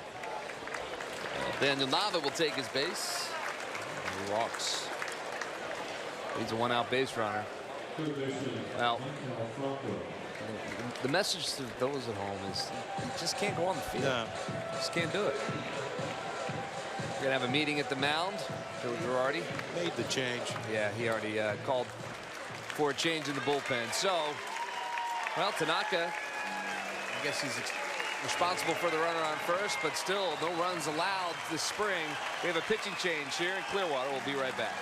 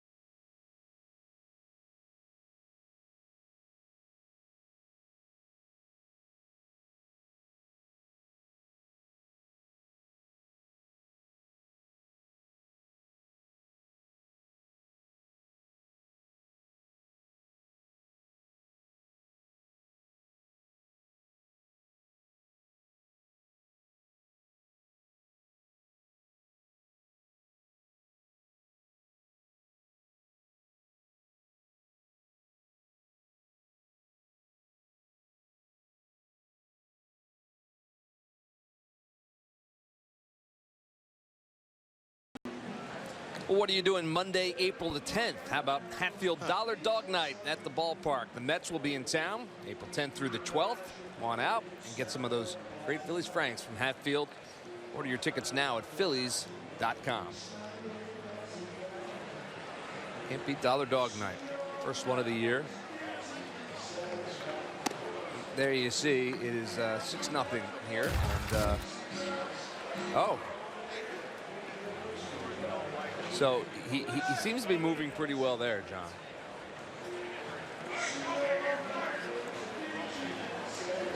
No. Perhaps there's an insurance company paying attention to the ball game today. Nonetheless, he'll listen to the rest of the game on his MLB.atbat app. That was interesting. Well, Phillies have a base runner down there at first. Daniel Nava walked. Maikel Franco will be the first one to face the new Yankees pitcher, Jonathan Holder, the right-hander.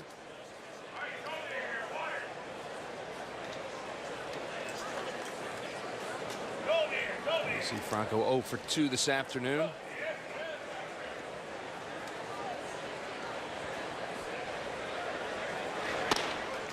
Inside to Franco. 1-1.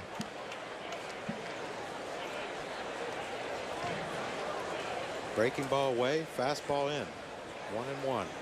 What do you look for here, Murph? Well, you tell me. You got to go away. Away here. Ooh, what a hook. Big swing by Maikel Franco, and he swings through the breaking ball. It's 1-2. It's the old, big old slow curveball right there. It was very slow.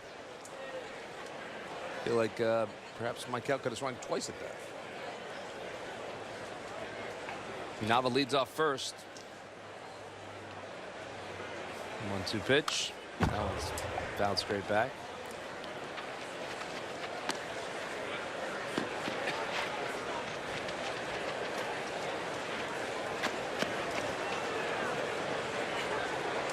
This is a good situation for Franco. He needs to, figure out a way. 2 strikes, cut down on the swing a little bit, even though he didn't cut down on that one. But, put the ball in play, try to get on base for the guy behind you. He watches that one sail outside for a ball. It's 2-2. Yeah, Phillies need to string a couple together here. With 1 out in the bottom of the 6th.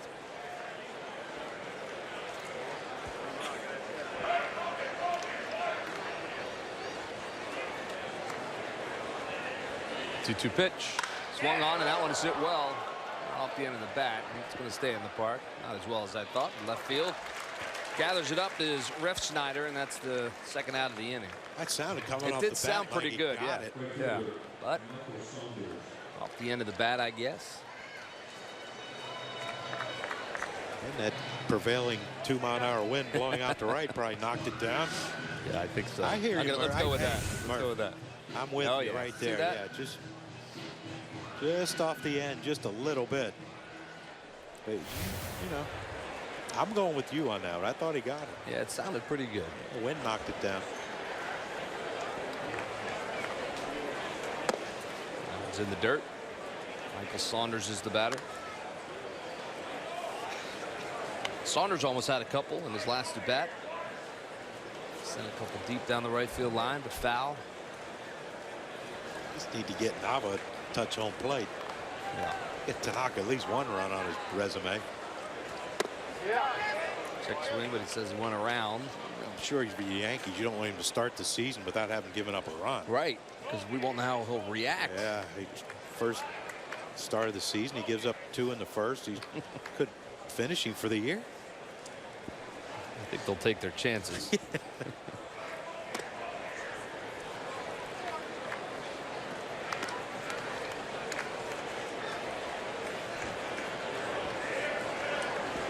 Well, the count is 2-1 to Michael Saunders.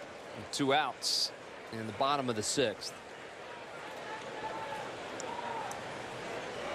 Nava walked. He leads off first. Aaron Altherr waits on deck. 2-1 pitch. Upstairs for a ball. A bit inside. 3-1. Where you get it started a little early. If you're Michael Saunders, look for something hard. Get it up into that jet stream in right field.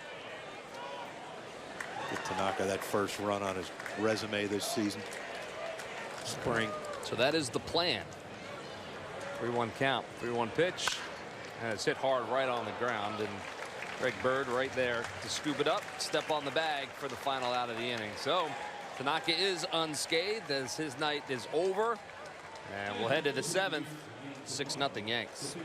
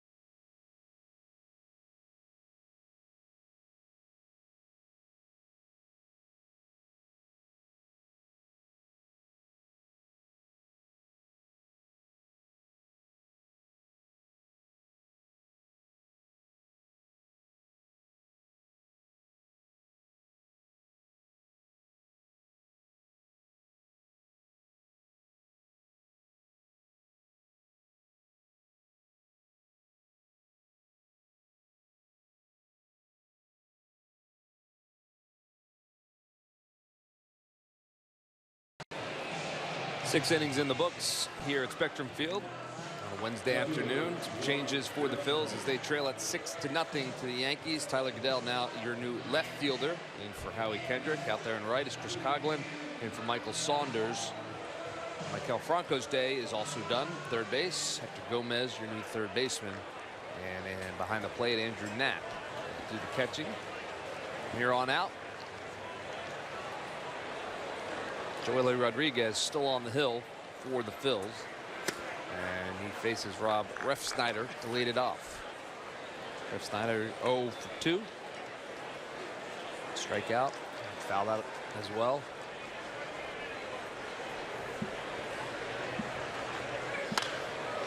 Fouled out of play, it's 1-1.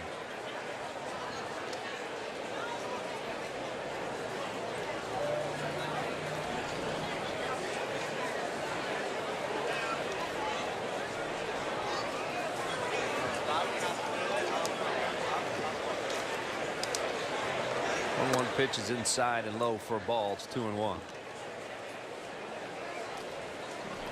Familiar face for Phillies fans. Ernesto Frieri is warming up in the Yankees bullpen. I saw a little bit of Frieri last year.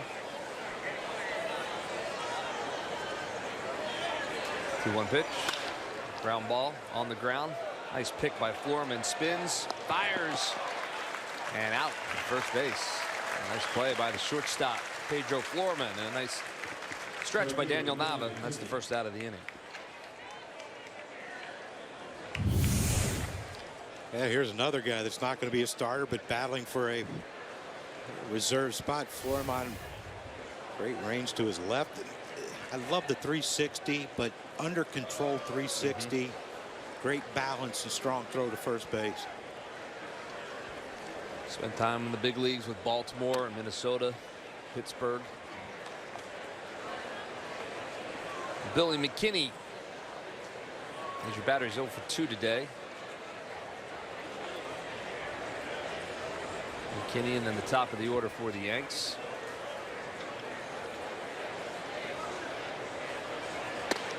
That's over for a strike. It's 1-1. Tell you what I'd like to see if you know, I'm sure that Joely's probably not going to go that much deeper into this game, but I'd like to see him get a chance to face Greg Bird, because that's the type of lefty he's going to have to get out during the season. Right. 1-1 pitch outside for a ball. It's 2-1. Well, it's possible, but you might see him if he has an efficient inning here. That is, if Bird's day is not over. It's been a pretty good one so far. Yeah, why would you want to quit now? That's true. 2-1 pitch. Just inside the bag down the first base line, and was it touched by a fan? No touch by a fan. Here comes a throw into the second, and he is safe because the ball is dropped by Pedro Florman. A fan reached out, went right under his glove. Chris Coghlan got on it quickly, made a nice throw in the second, but not in time, or Florman couldn't hang on. Would have been close anyway. Yeah, I think that was, I mean, the way the umpire hesitated, you think he was going to call him out, but Coghlan played that carom perfectly, a perfect one-hop throw to Florman, and he just missed it. Tried to be too quick with the catch and tag. I mean, when the umpire hesitates like that, he was going to call him out. He couldn't see that the ball had squirted behind the runner as well.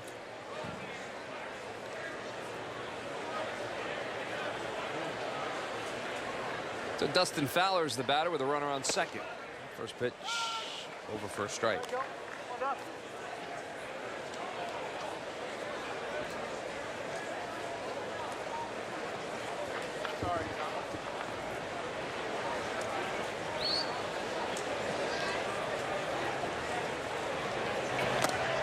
Big swing by Fowler. He swings through it. It's 0-2 now to Dustin Fowler with one out and a runner on second.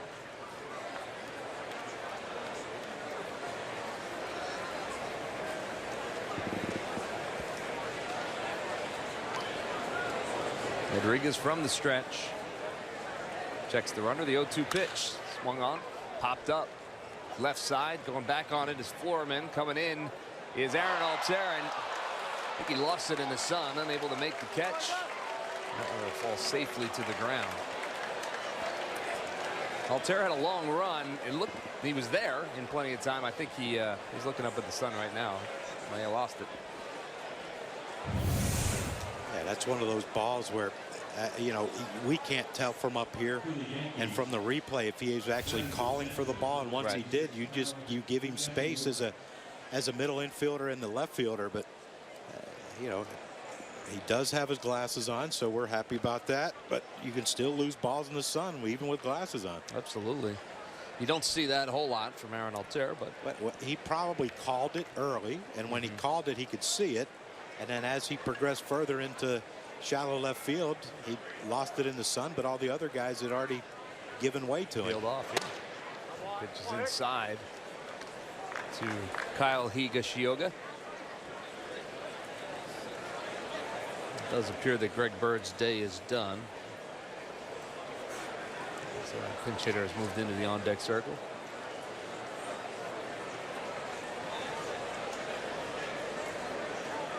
No pitch. Higashioka.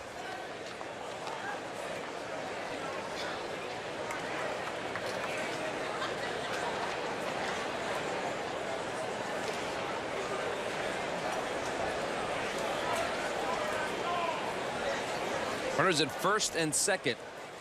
One out here in the seventh.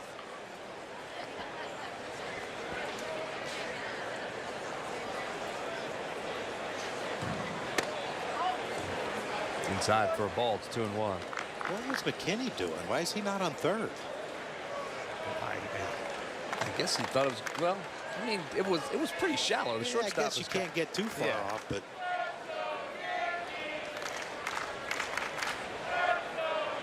I didn't see where Gomez was, if he was near the third base bag or not. 2-1 pitch. His line drive, left field. But right there is Tyler Goodell, makes the catch. Runners go back, and that's the second out. That was a big out for Joely Rodriguez. Well, some happenings around well, baseball, Major League Baseball, and around the world is what we talked about. The Team USA, United States, advancing to the title game versus Puerto Rico in the World Baseball Classic. How about Barry Bonds heading back home, so to speak, going back to San Francisco after his time with the Marlins came to an end. And Sonny Gray, talented man out there in Oakland, he'll get back out there on the mound. I'd like to see him have a full year. Sonny Gray. Yeah. Barry's a special advisor to the general manager. Good gig if you can get it, right? I guess. Well, Valentine gets an easy hop. Never been offered it, Murph. Well, you know, bide your time, John. It could happen. Valentine is able to throw it over to Nava for the final out of the inning. Good inning from Rodriguez. We'll head to the bottom of the seventh.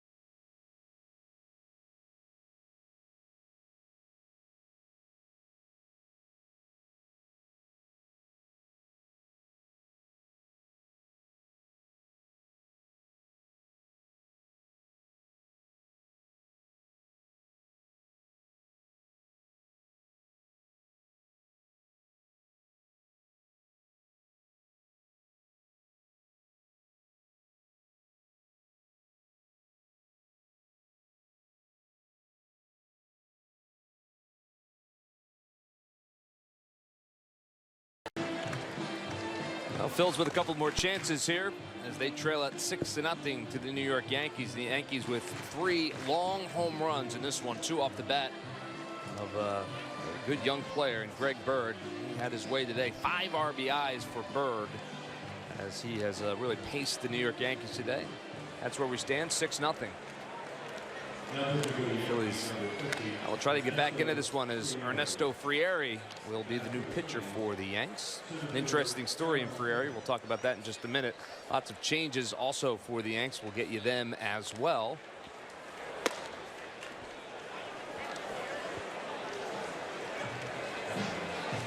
This is what they call wholesale changes. You got this one. We're going to get you those in just a couple of minutes. Can't wait. Joe Girardi has emptied the bench at this point. If you look over there where the Yankees, their coaches and manager Joe Girardi said they vacated the area too. They've gone. They've taken off. Yeah, I'd go set by Greg Bird if I was them. And Tanaka. Yeah, why not? Well, Aaron Altherr is the batter for the Phils, and he takes that one over for a strike. So Ernesto Frieri, the right-hander, 31 years old, invited to join the Yanks. So he took a year off last year because he just said his mechanics were so bad he couldn't get anybody out.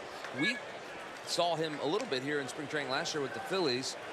9 earned runs in 7 innings, and that was it for Ernesto Frieri. So he was gone. He played in the World Baseball Classic for Colombia. He played well. He had gone home, taken the year off, refound his mechanics. Now he's back and getting an opportunity with the New York Yankees.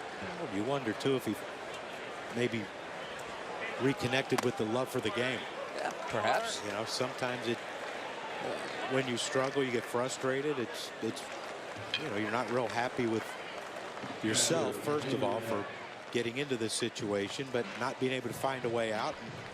And as you get a little fall out of love of baseball. But you know, 0-2, good pitch, running up and in. Didn't want it there, but that's where it went. Well, he's an interesting story. We'll keep our eyes on him. He's looked pretty good in his very limited action for the New York Yankees so far.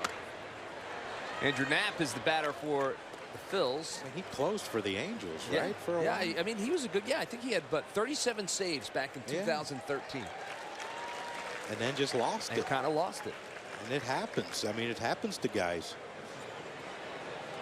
1-0 pitch. Knapp swings through that one.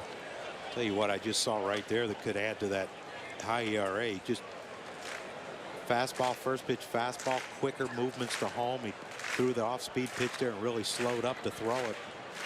I'm sure that's something that veteran hitters and coaches are going to pick up on. And if you're going to tip it off at all. See how he slowed Absolutely. up right there? You really can see that. Yeah. 1-2 now to Andrew Knapp. Yeah, it won't take too long for somebody to figure that out. I mean, you see his motions are quick to home on the fastball, but he really slows up. Let's see if he throws a fastball here and goes a little quicker. The count is 1-2 to Andrew Knapp. 1-2 pitch. Yeah, you see how quick he was to home? And Knapp couldn't catch up to it. And it's another strikeout for Frieri. 2 up, 2 down, 2 strikeouts for Ernesto Frieri. And that'll bring up Pedro Florman. See that when he throws that fastball, he kind of jumps at the hitter. Now, as a hitter, can you recognize that in time? You would hope. I mean, you would think yes. Okay. Yes. I guess especially on the breaking ball. I mean, I guess if you're when you slow up, you notice that. Now the fastball, the jumping, that's what you're trying to time off of. But you know, it's just if you're able to keep your hands up or keep your hands back, and you got a chance. Foreman takes that one over the outside corner for a strike. Well, here's your defensive changes. Virtually every position for the New York Yankees has someone new. So take a look. Joy's back in at first, Solano at second, Tejada at short. But wait, there's more. The 0-1 pitch, outside and low.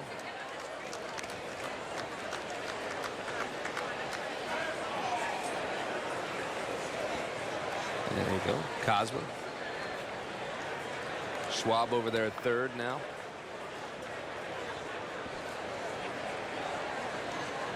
1-1 pitch.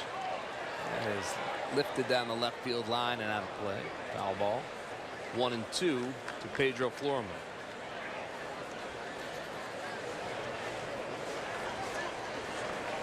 Well, Tommy Joseph has made his way onto the on-deck circle for the Phils.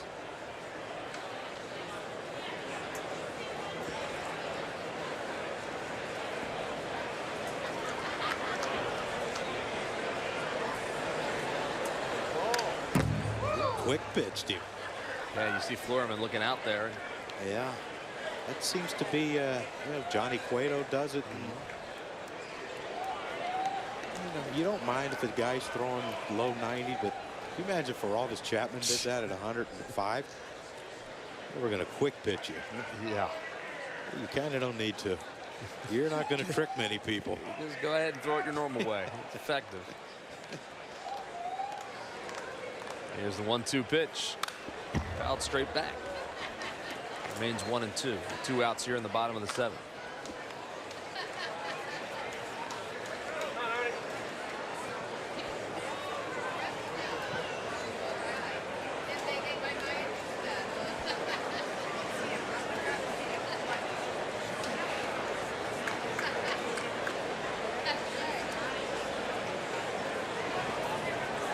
Swing and a miss, and he got him. Well, foul tip into the glove, held onto by the catcher, and that's the 3rd out of the inning. Very effective inning for Ernesto Frieri, so his comeback story continues for the New York Yankees. Phillies trail it by 6.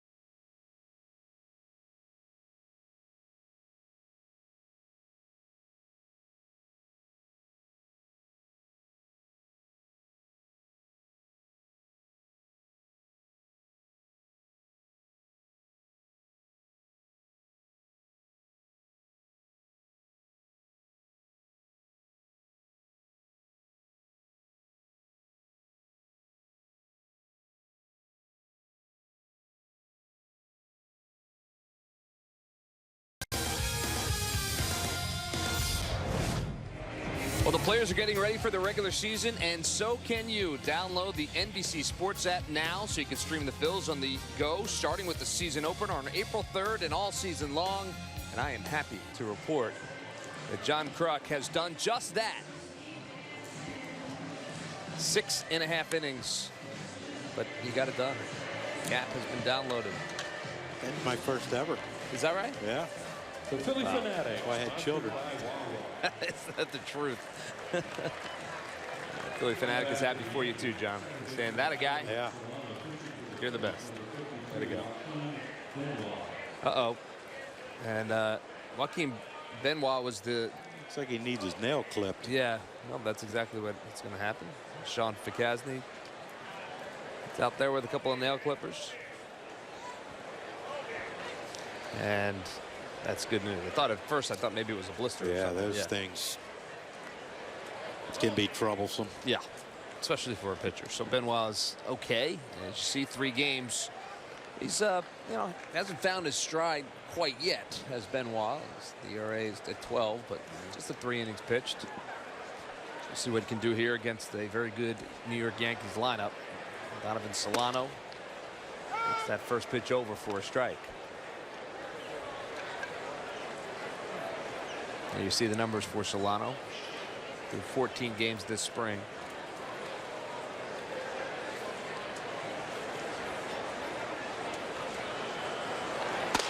One's upstairs for a ball. It's 1-1. So is it too soon to ask you how you're enjoying the NBC Sports app? I haven't. Way too soon. I have a feeling you're really going to enjoy it. So I got a feeling it's something I'm not going to master. 1-1 pitch. Upstairs for a ball. It's 2-1. After this game, I'm leaving to go watch my son play a baseball game and somewhere near Port Charlotte. So if he rides back with me, maybe I'll get a little get tutorial him to figure it out and teach me. That's a great idea. Although he gets frustrated with my lack of technology, the knowledge of technology. I think they all do. Yeah. My kids are no different. They look at me sometimes like, really, Dad? Yeah, I'll show my kids something. And oh, send that to me. Okay. Yeah, hold your breath. It'll be right there. Do you have a stamp? Yeah. 2-2 pitch. Swing and a miss, and he got him. Benoit comes in and gets Solano swinging for the first out of the inning. There's Benoit. Popped a couple fastballs in there against Solano, and he drops a little slider on him. I wish Chris Carter. No, it's not a long trip, but it's a whole lot longer trip to come to strike out 4 times, and yeah, he's got 3. Especially in that DH, you're just sitting around on the bench waiting for your next at bat. But as we talked about, he could do some damage too. The Phillies have the shift on, the big fella. First pitch is over for a strike.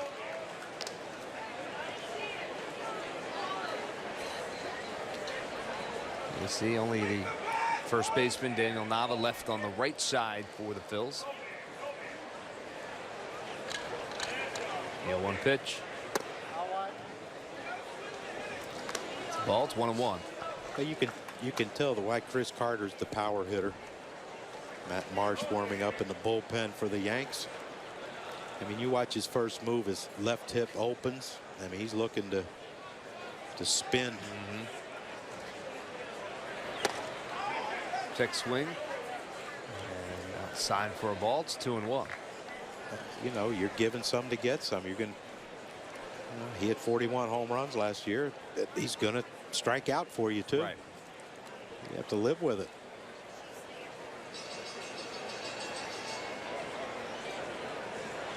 A 2-1 pitch. That one's upstairs for a ball. 3-1. Yeah, there's not a lot of guys that are going to hit you 41. So. No, and that's the big thing now. Like you talk to general managers, it's hard to find power now. Yeah. Yeah. Although in this Yankees lineup, they have it seems like they have a handful of guys that can hit you 20, 25, and that's. And they got some coming that will too, probably. Right, exactly. That one sails outside, so Carter walks as he heads on down to first. 1 out. And they're bringing up Pete Cosma. Pinch run for Chris Carter. So his day is done.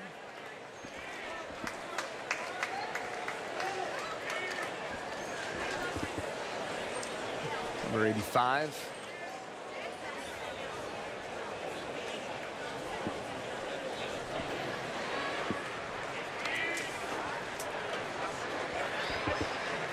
Avellino. Yeah, there's your pinch runner. Good speed. Gets good jumps. He's got a good lead over there. Benoit works from the stretch. That one's way outside for a ball. Pete Cosma's the batter for the Yanks. Heady base runner. Got the whole scouting report on him, do you? I just got it all out. That's it. Good glove. Learning how to hit. Yeah. Where's 85? Well, I'm so happy my first big league spring training I didn't have a high number. Oh, yeah? 44. Oh, yeah. That's not bad. 1-0 pitch. Big swing and a miss. It's 1-1. Is that just dumb luck or? Well, I don't know. You know, it was weird because then the next year the equipment manager called me and he said, hey, we need to change your number. What number do you want? I said, I don't care. Give me number 8. So I said, why can't I wear 44 again? He said, well, they're talking about retirement for Willie McCovey. Oh, well. But then, you know, Willie only played there a short while, but, you know, and then Jake Peavy wore it, of course, when he was there. So I guess maybe they didn't retire it, but I just didn't want you to wear it. maybe. It's all right. Tell you the best line I ever heard when I came up to bat in Hawaii in AAA. You know, we play in that stadium where they play the Pro Bowl. Okay. And there's like 200 people there, maybe.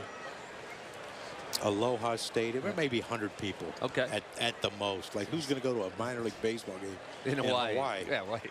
Nothing better to do, right? In Hawaii. But in the minor leagues, I wore number 8. 1-2 pitch. Just misses. So 2-2. this guy was on me relentlessly, because when you go over there, you play 8 games. So I'm coming up to bat, and this guy started yelling at me, "Hey, Kruk, I know why you wear number 8. Because you ate and you ate." It was hilarious. Did you acknowledge? Oh, man. You know, it was great. Yeah, I did. And I told him, I said, that's because I could have a conversation with him in the batter's box. That's how, you know, how the sound carry there. Yeah. And so the next day, about an hour before the game, the clubhouse kid comes in. "Hey, some guy brought you a bunch of McDonald's food." So I said, "Yeah, that's great." Well, at least he carried out for the week. And, it was funny. Yeah, that's funny. That's good stuff. Yeah. You know, hey, if you're clever, I can't get mad at him for being clever. Right, exactly right. So many people, they come after you, but they're so not clever. Yeah, it's kind of silly. The moronic statements that you just want to. Or the ones you've heard 1,000 times. Yeah. There's 2 outs now as Cosmo went down swinging. Ruben Tejada is the batter for the Yanks. I get that one a lot too. "Oh, how's that at bat against Randy Johnson?" Yeah. Oh my gosh. It's 1 at bat in a meaningless game. I don't even remember it, John. I can't forget it. I've tried. All right. As much as I've tried. Yeah, 1 pitch. Side for a ball. It's 1-1.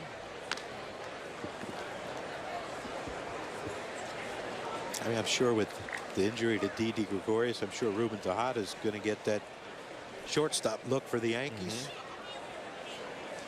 We're talking about a lot of different things.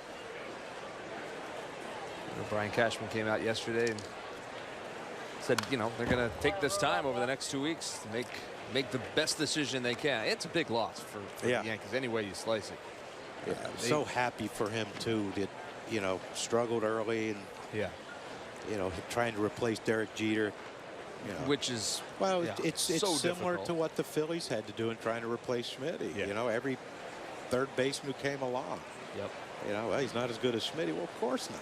Schmidt's a Hall of Famer. Yeah. They don't grow on trees. Yeah. Chris James is the name. Rick Shue. Got traded for him. Yeah. 1-2 pitch. You know, Charlie Hayes, Dave Holland, Randy Reddy was before Charlie and Dave. You know, it's all it was. He's not as good as Schmidt. Well, Dave kind of he became a fixture. But when you have a guy who is in the, arguably, I think he is, but arguably the greatest third baseman's ever played, of course his replacement isn't going to be better. Yeah, if you believe he's the best third baseman to ever play, then you could say, well, Brooks Robinson's not as good as Mike Schmidt. Yeah. Yeah. He's second. Get Brooks Robinson in his prime. Well, he's no Mike Schmidt. Yeah, right, exactly. But he'll do. Yeah, but he'll do just fine. He'll do just fine. That's what makes being a sports fan so much fun. Isn't it? 2 balls, 2 strikes, 2 outs. Top of the 8th inning. Yankees have been in control today.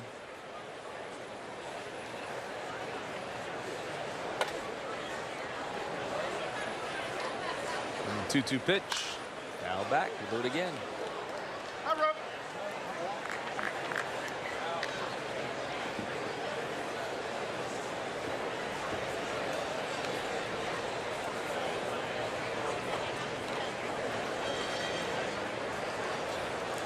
2, if you're the Yankees right now, I mean, you're looking for a shortstop who can catch and throw.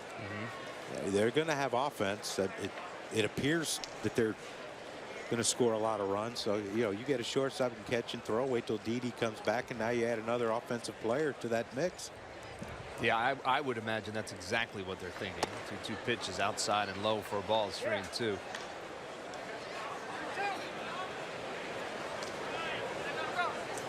Nava's not going to hold the runner on over there at first.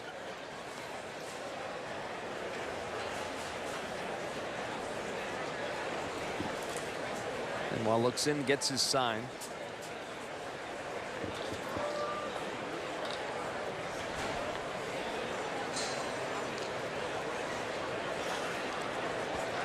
Three-two pitch. Swung on, line drive down the left field line, and that is in for extra bases. Avelino will score easily, and cruising into second is Ruben Tejada with a double, and the Yankees now lead it 7-0.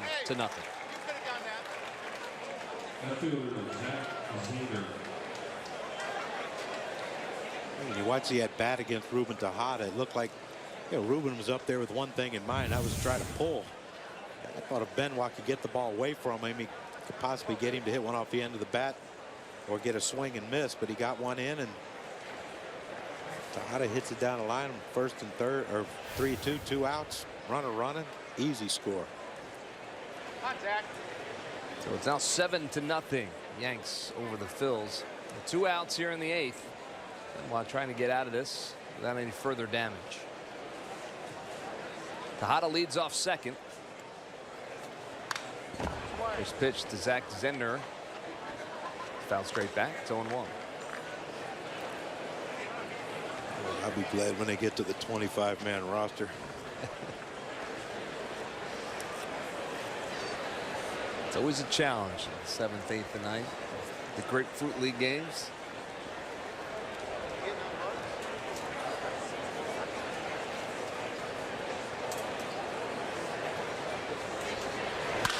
That one is hit down the left field line, and that is foul.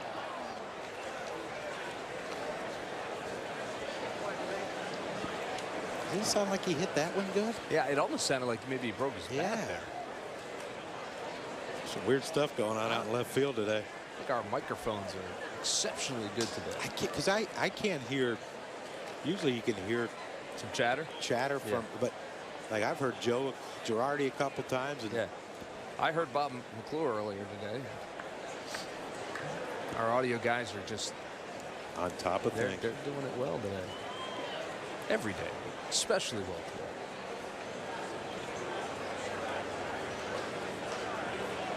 The 0-2 pitch. That one's popped up and will be out of play. Glad they don't have microphones on our dugout when I'm coaching softball. That could be a reality TV show all in and of itself. Got a little dicey last night.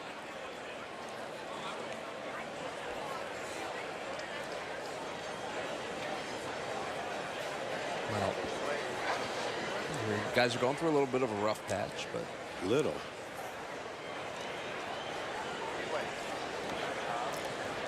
Wait, your son though did good today in swimming, right? Yeah. You going back there tonight to see him in the going finals? back, swimming down here in Clearwater, which is kind of cool. See what he can do tonight. The 0-2 pitch on the inside corner, a called third strike. So Benoit able to get the final out of the inning on a strike looking, but well, the Yankees add another one, and we head to the bottom of the 8th. They lead by 7.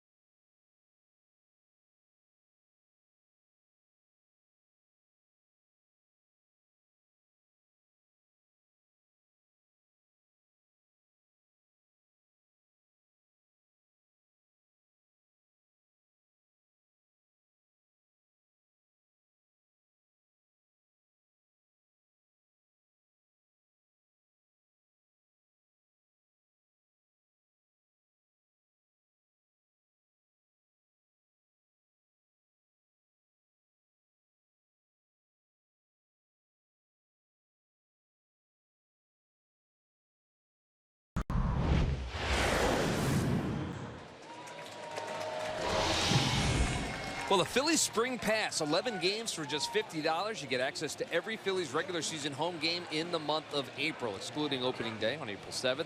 Tickets are delivered digitally to your mobile device via the MLB.com ballpark app. We'll work on that one, John. Seating locations will vary game to game. Enjoy ultimate flexibility and convenience of digital ticketing with the excitement of Phillies baseball. Go to phillies.com/spring pass for all the details.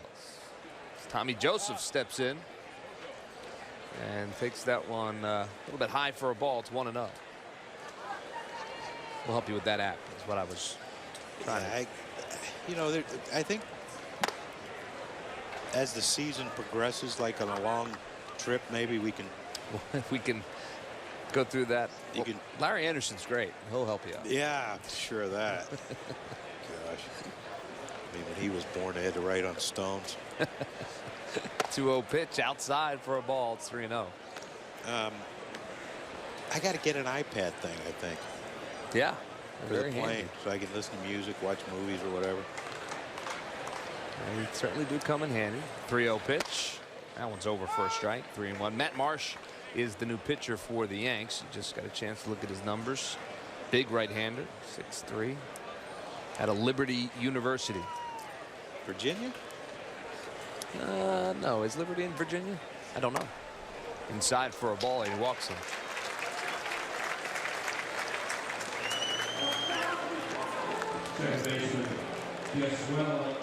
You see Joe Manaply, the left-hander, warming up. Esmuel Valentin is the batter. Jedmar Gomez starting to get loose for the Phils.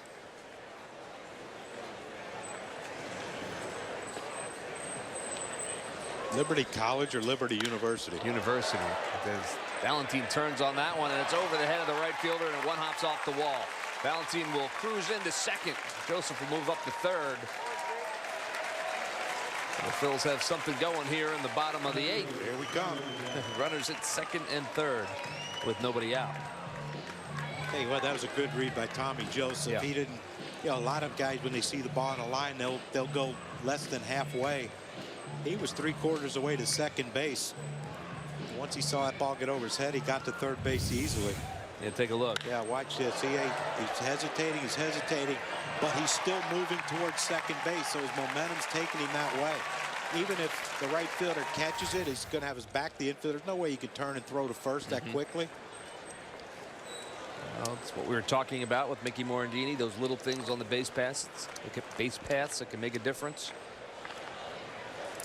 Tyler Goodell is the batter. He takes that first pitch low and inside for a ball. It's 1-0. Runners at second and third. Nobody out here in the bottom of the 8th inning. Phillies trying for another late inning comeback. Had one 24 hours ago.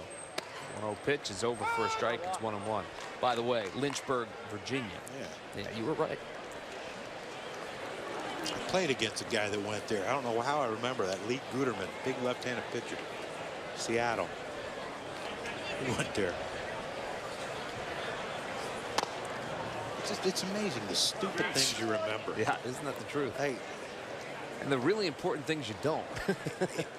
Yeah, like at least that's my problem. We were doing a thing, and a guy came up to me and talked to me for 10 minutes. When he walked away, I'm like, "Who is that?" He said, "Well, you played 3 years with him." I'm like, "Oh boy." 2-1 pitch. He might be watching, so you don't want to name any names. No, I'm not. I'm going to keep that to myself. But Larry Ball. No, it wasn't Larry. I remember. How can you forget Larry? Good point.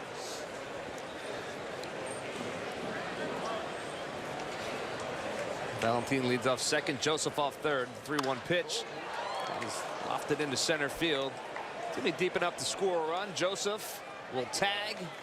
And the throw comes into third. Valentin also tagging and moving up. So nice piece of base running there. And the Phils are on the board. It's 7-1. Those heartfelt cheers, or is that like, wow, we finally scored? I'm going to go with heartfelt. I'm going to go the other way. You might be a little more honest than I. Ain't over yet. That's right. That's right. Daniel Navas steps in with a runner on third base now. 1 out. They at least got to get him home, if not more. First pitch to Nava's in the dirt. Higashioka with a nice stop. And these at bats here for Daniel Nava in spring training, runner on third, less than 2 outs. I mean, these are the ones you get it in your mind. Okay, I have to get this running. I have to, because this situation is going to come up during the season. You know, we're down 2 maybe in 6th inning or whatever. Infield's back. Put the ball in play, get a run in. You know, initially try to drive something. But if you get 2 strikes, contact, drive the run in. And you know, I tell the kids all, like I had some minor league kids call me about, you know, August and they're dragging. I said, pretend every game's the 7th inning of the World Series. That's right. And that is a hard hit ball to the second baseman. He'll make the play to first, but run does score, so Nava gets his job done. 2 runs across here in the bottom of the 8th for the Phils. They trail at 7-2. 2 outs, and the batter will be Hector Gomez.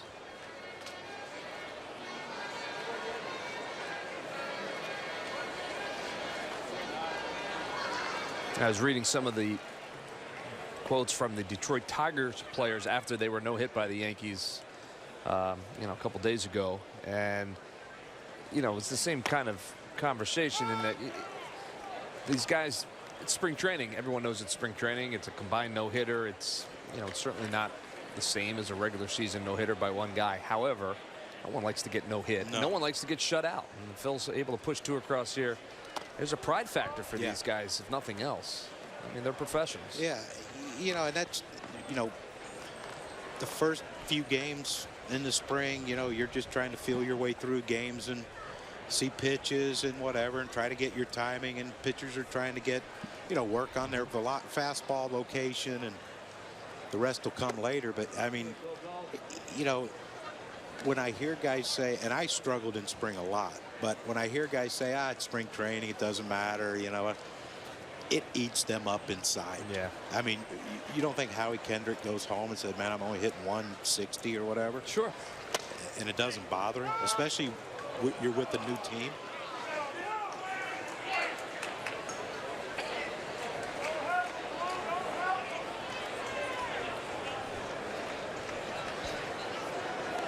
I guess the wisdom is it doesn't always carry over to the regular season, and that's what you can hang your hat on. But I'm sure it bothers you as you're going through it. Right field, and that's the final out of the inning. But he's able to push 2 across, so a little damage done. They're still having a good time over there at Frenchie's Tiki. 7-2 Yanks.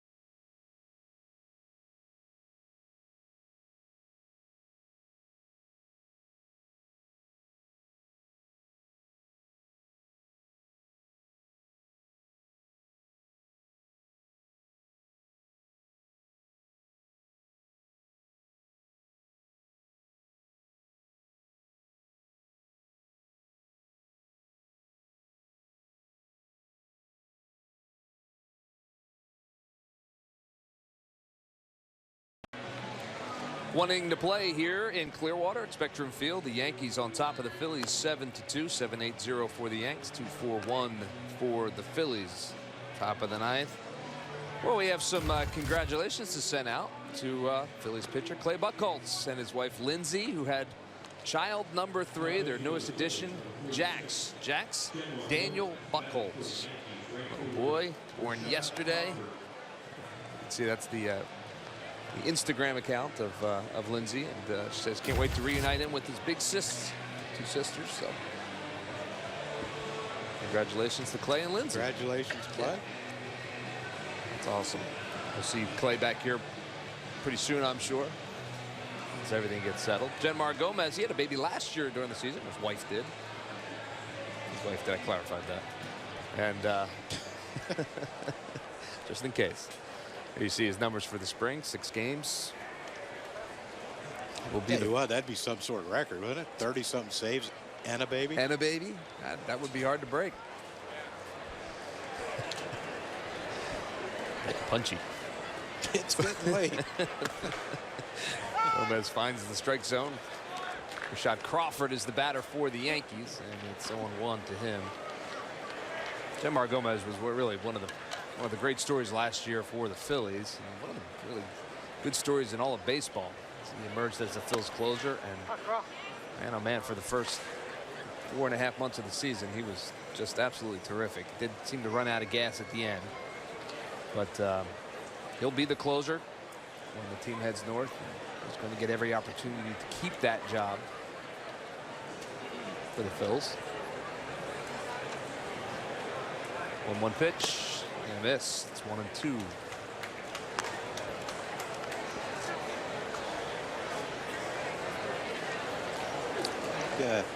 Genmar dispels the myth that every closer has to throw 105 miles an hour. Yep, absolutely. 1-2 pitch. Hard hit ball. Nice play by Nava. Has it, picks it up. Covering is Gomez, and in time down there at first. Nice play all the way around. Nava with the glove. And bobbled it a second. I don't know if he. I think he didn't think he had it in his glove. Yeah, well, that's what he looked in his glove and looked again.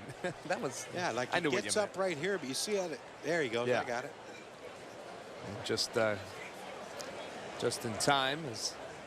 Yeah, there it is. There we go. Okay. Tell you what, that play gets executed in spring training pretty. Yeah, excellent. Midway through the season, dicey. Well, they work on it an awful lot during spring training, don't they? Yeah. Pitchers having to cover first base. I think that's why I have the issues I have. I had to be with the pitchers every day in spring training. Yeah, that's not fair. That one is just dropped in foul territory on the left field line. You know, Nava's.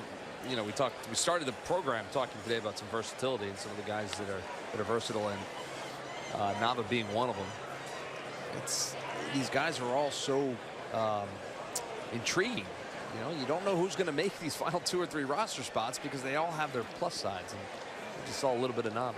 You know, but though, you know, late innings, double switches, pinch runners for, you have to pinch run for your catcher. You know, you can put Daniel Nava out in any outfield position at first base like you can the rest of them. Right. And, you know, that's the big thing with a lot of teams. They don't have that versatility, so they're pretty limited on what the manager can do with his bench. 1-1 pitch upstairs for a ball. It's 2-1. I've talked to managers that have gone from National League to American League, and they'll tell you, wow, is this easy? Yeah. This American League thing, just put 9 out there and here we go. 9 best, throw them out. Yeah. Pitching coach might say, hey, you might want to get this guy warmed up. Okay, I'll go to the phone. Hey, get him up.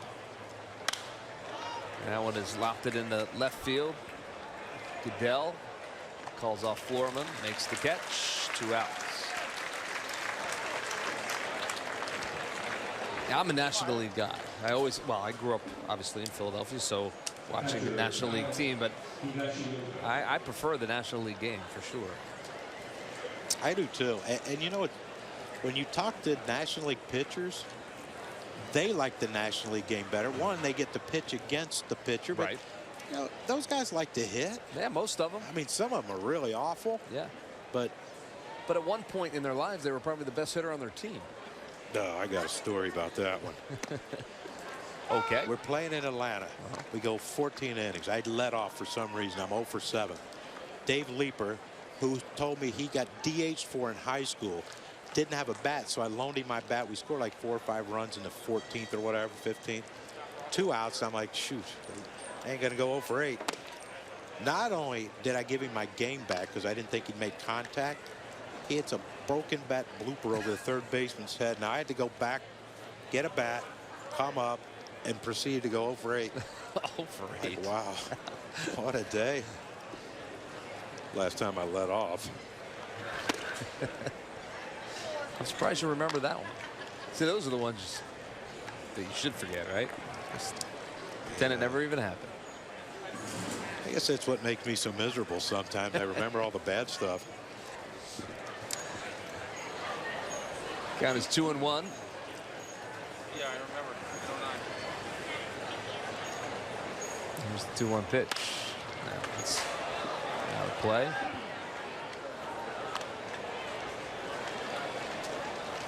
Higashioka. 2-2 now.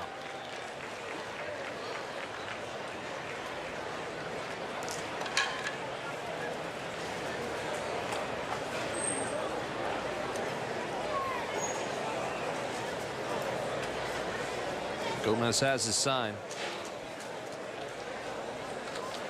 2-2 pitch outside for a ball, so the count is full to Kyle Higashioka.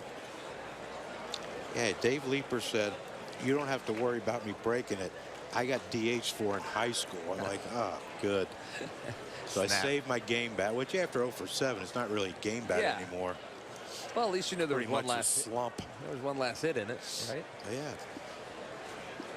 3-2 pitch. Swung on, line drive, center field. Aaron Altair makes the catch. Final out of the inning. So, nice inning for Genmar Gomez. And we will head to the bottom of the ninth. Bills have some work to do. They trail it by 5.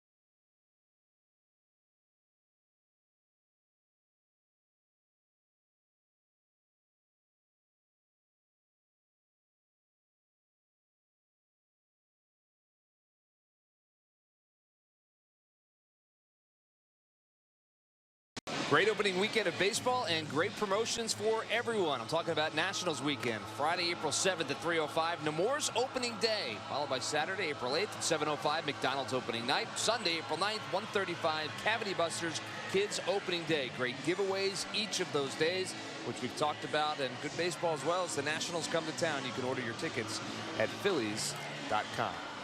And if the game is played Monday, opening day. Yeah. Tuesday we're golfing, weather permitting. Right. In Cincinnati. Yeah. Yeah. So I got to go to West Virginia. I'm going to drive up. I got to stop. I got a travel set of clubs and then a home set. That's a good thing, right? So I got to go. My home set I keep in West Virginia at a buddy of mine's house. I got to go up there and get them. Pick up your clubs. All right. Might as well just keep them close by. Maybe keep them. Yeah, don't worry, they're staying. Yeah. Joe Manaply is the new pitcher for the Yanks. Left-hander. Fastball, curveball, changeup. See, there's the curveball. There it was upstairs to Chris Coughlin. Gets out of the way. It's 1-0. He'll overthrow his curveball at times. That's why it stays up in the zone. Doesn't get much break on it. You're a walking media guy. I'll tell you what. 1-0 pitch. Foul back. It's 1-1. I forget who we were playing, but Arthur Rhodes was pitching, and Ruben Amaro knew him. So I go up to bat, and Ruben says, "Hey, just look fastball. That's all he'll throw. Fastball, fastball. He's got good fastball. Okay. 3 sliders. I struck out. Like, wow. Thanks, Rube.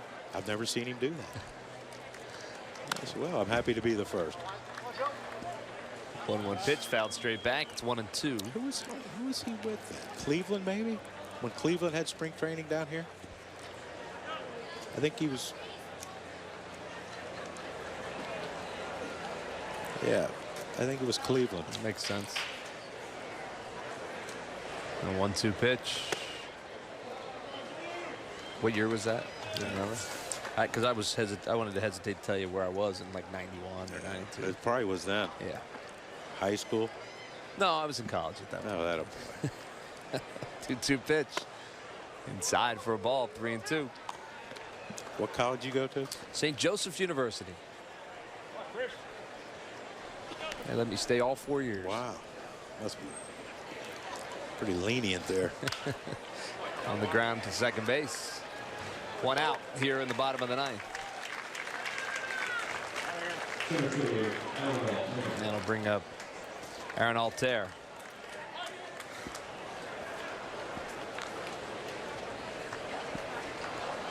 Isn't it amazing? You went to a 4-year school.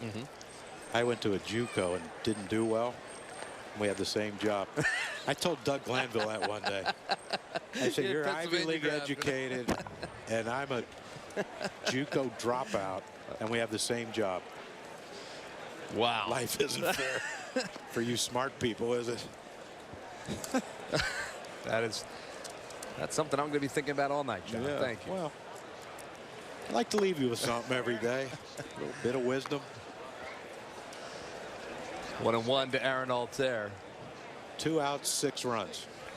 It can happen. It can happen. It has happened. And he watches that one a little bit low. It's 2-1 now to Altair.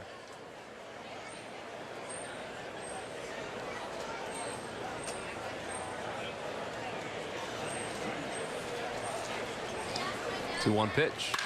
That is hit hard to right field, going back on it and over the head. Off the wall. Aaron Altair is going to cruise into second. Crawford trying to get back there, couldn't get back in time, reached up, and Aaron Altair is safe at second. He's been hitting the ball hard the opposite way. Yeah, that's a good sign. You know, the discussion with some of the coaches was, you know, can we get him to turn on a ball? But when you can hit a ball this way, you know, with power, you know, that's a line drive. That had the wind had no effect on that ball. That was just a hard hit line drive, right. Short hop the fence double. So, Phillies still scratching away. Andrew Knapp is the batter. He swings through that pitch. It's 0-1 to Knapp. Altair at second with 1 out.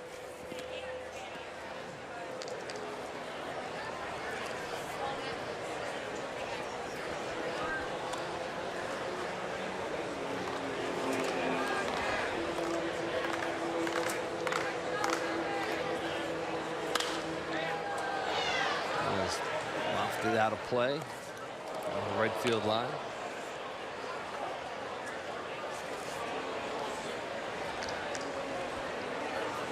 So it's 0-2 to Knapp, batting from the right side.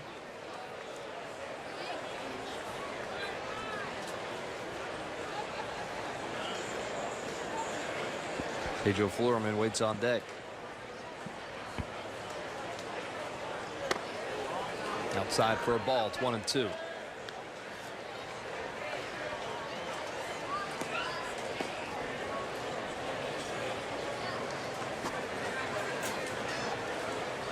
I think there should be a rule in spring training. You have to bring your best command guy to pitch the 9th. No matter what. Line drive center field coming in and off the glove of Fowler. Altair had to wait to see if the ball was caught, so he'll advance to third. The ball was hit hard. Fowler got there. Couldn't make the diving catch. So runners at first and third now with 1 out here in the 9th. There we come. Yeah, Knapp hit that ball right on the screws, and a great effort by center fielder. But you're right, though. Altair, that's one of those, you know, when you first see him, the ball hit his glove and he hits the ground, your anticipation is, I got to get back because he caught it. But, you know, 7-2, you don't want, the last thing you want is to get doubled up. to get doubled up. So one base at a time, there's nothing wrong with that now. Yeah. I mean, honestly, his run doesn't mean a whole lot. No. So. Knapp hit it hard, which was good to see, and Phillies have runners on the corners. First and third. Florman is the batter. Andres Blanco has moved out on the on-deck circle for the Phillies. The 0-1 pitch. And that one is a line drive to right field. Crawford is there. He's able to catch that one. Altera will tag. No throw, and he scores. So 7-3 now. Phillies with 2 outs here in the bottom of the 9th. A couple hard hit balls, a couple line drives. 2 of them fell, 1 of them caught. That's three batters in a row that hit it on the screws. And we got 1 run to show for it. Well, brings up Andres Blanco. Put a bow tie on our versatility conversation throughout the game today. This guy is as versatile as it gets. Last week he caught a game over on the minor league side of things just to get the feel of that. Be the emergency catcher. And probably did well. Probably did. I was talking to John McLaren that day. He said that he had just gone over and watched Whitey catch a few innings. And guy can do it all. Swings through that one. It's 1-1. He was down here working out in January when we were here for the Phillies fantasy camp, and he made it a point to come in and say hello to, they call us legends, but it's all right. Go with it. Dicey. Come on. But, you know, he made a point to come in and say hello to everyone, introduce himself. Runners moving up to second. And the defensive indifference. Well, the count is 1-2 to Andres Blanco. That doesn't surprise me at all. I mean, he's just one of those guys that everybody likes being around, and there's a reason for that. And that's why he'll probably have a nice long career. You know, you probably won't ever see him sign a 5-year deal for $50 million or $100 million or whatever, but he'll have a nice career. And then when his career's over, teams will want him to stick around, coach or front office or whatever in the organization. Well, he swings through that pitch, and he is the final out of the ball game. The Yankees are going to win this one. Final 7-3. They jumped out to the early lead thanks to a couple of long balls and really never looked back. The Phils pushed a couple across late, but really never challenged in this one. So the Yankees continue to impress in the spring. How about our WB Mason deliveries of the game? How about the afternoon that Greg Bird had? Well, fastball in by Velasquez, and he just went out and got that one. And, you know, if one's good, two's better. And here's the 6th inning, another fastball middle in. And that short, quick power stroke of Greg Bird, who they're looking forward to having healthy for the entire season. He is our WB Mason deliveries of the game. And Chase Headley also added a home run for the Yanks, and well, they did it today. 7-3 is your final. We'll put a wrap on this one when we come back.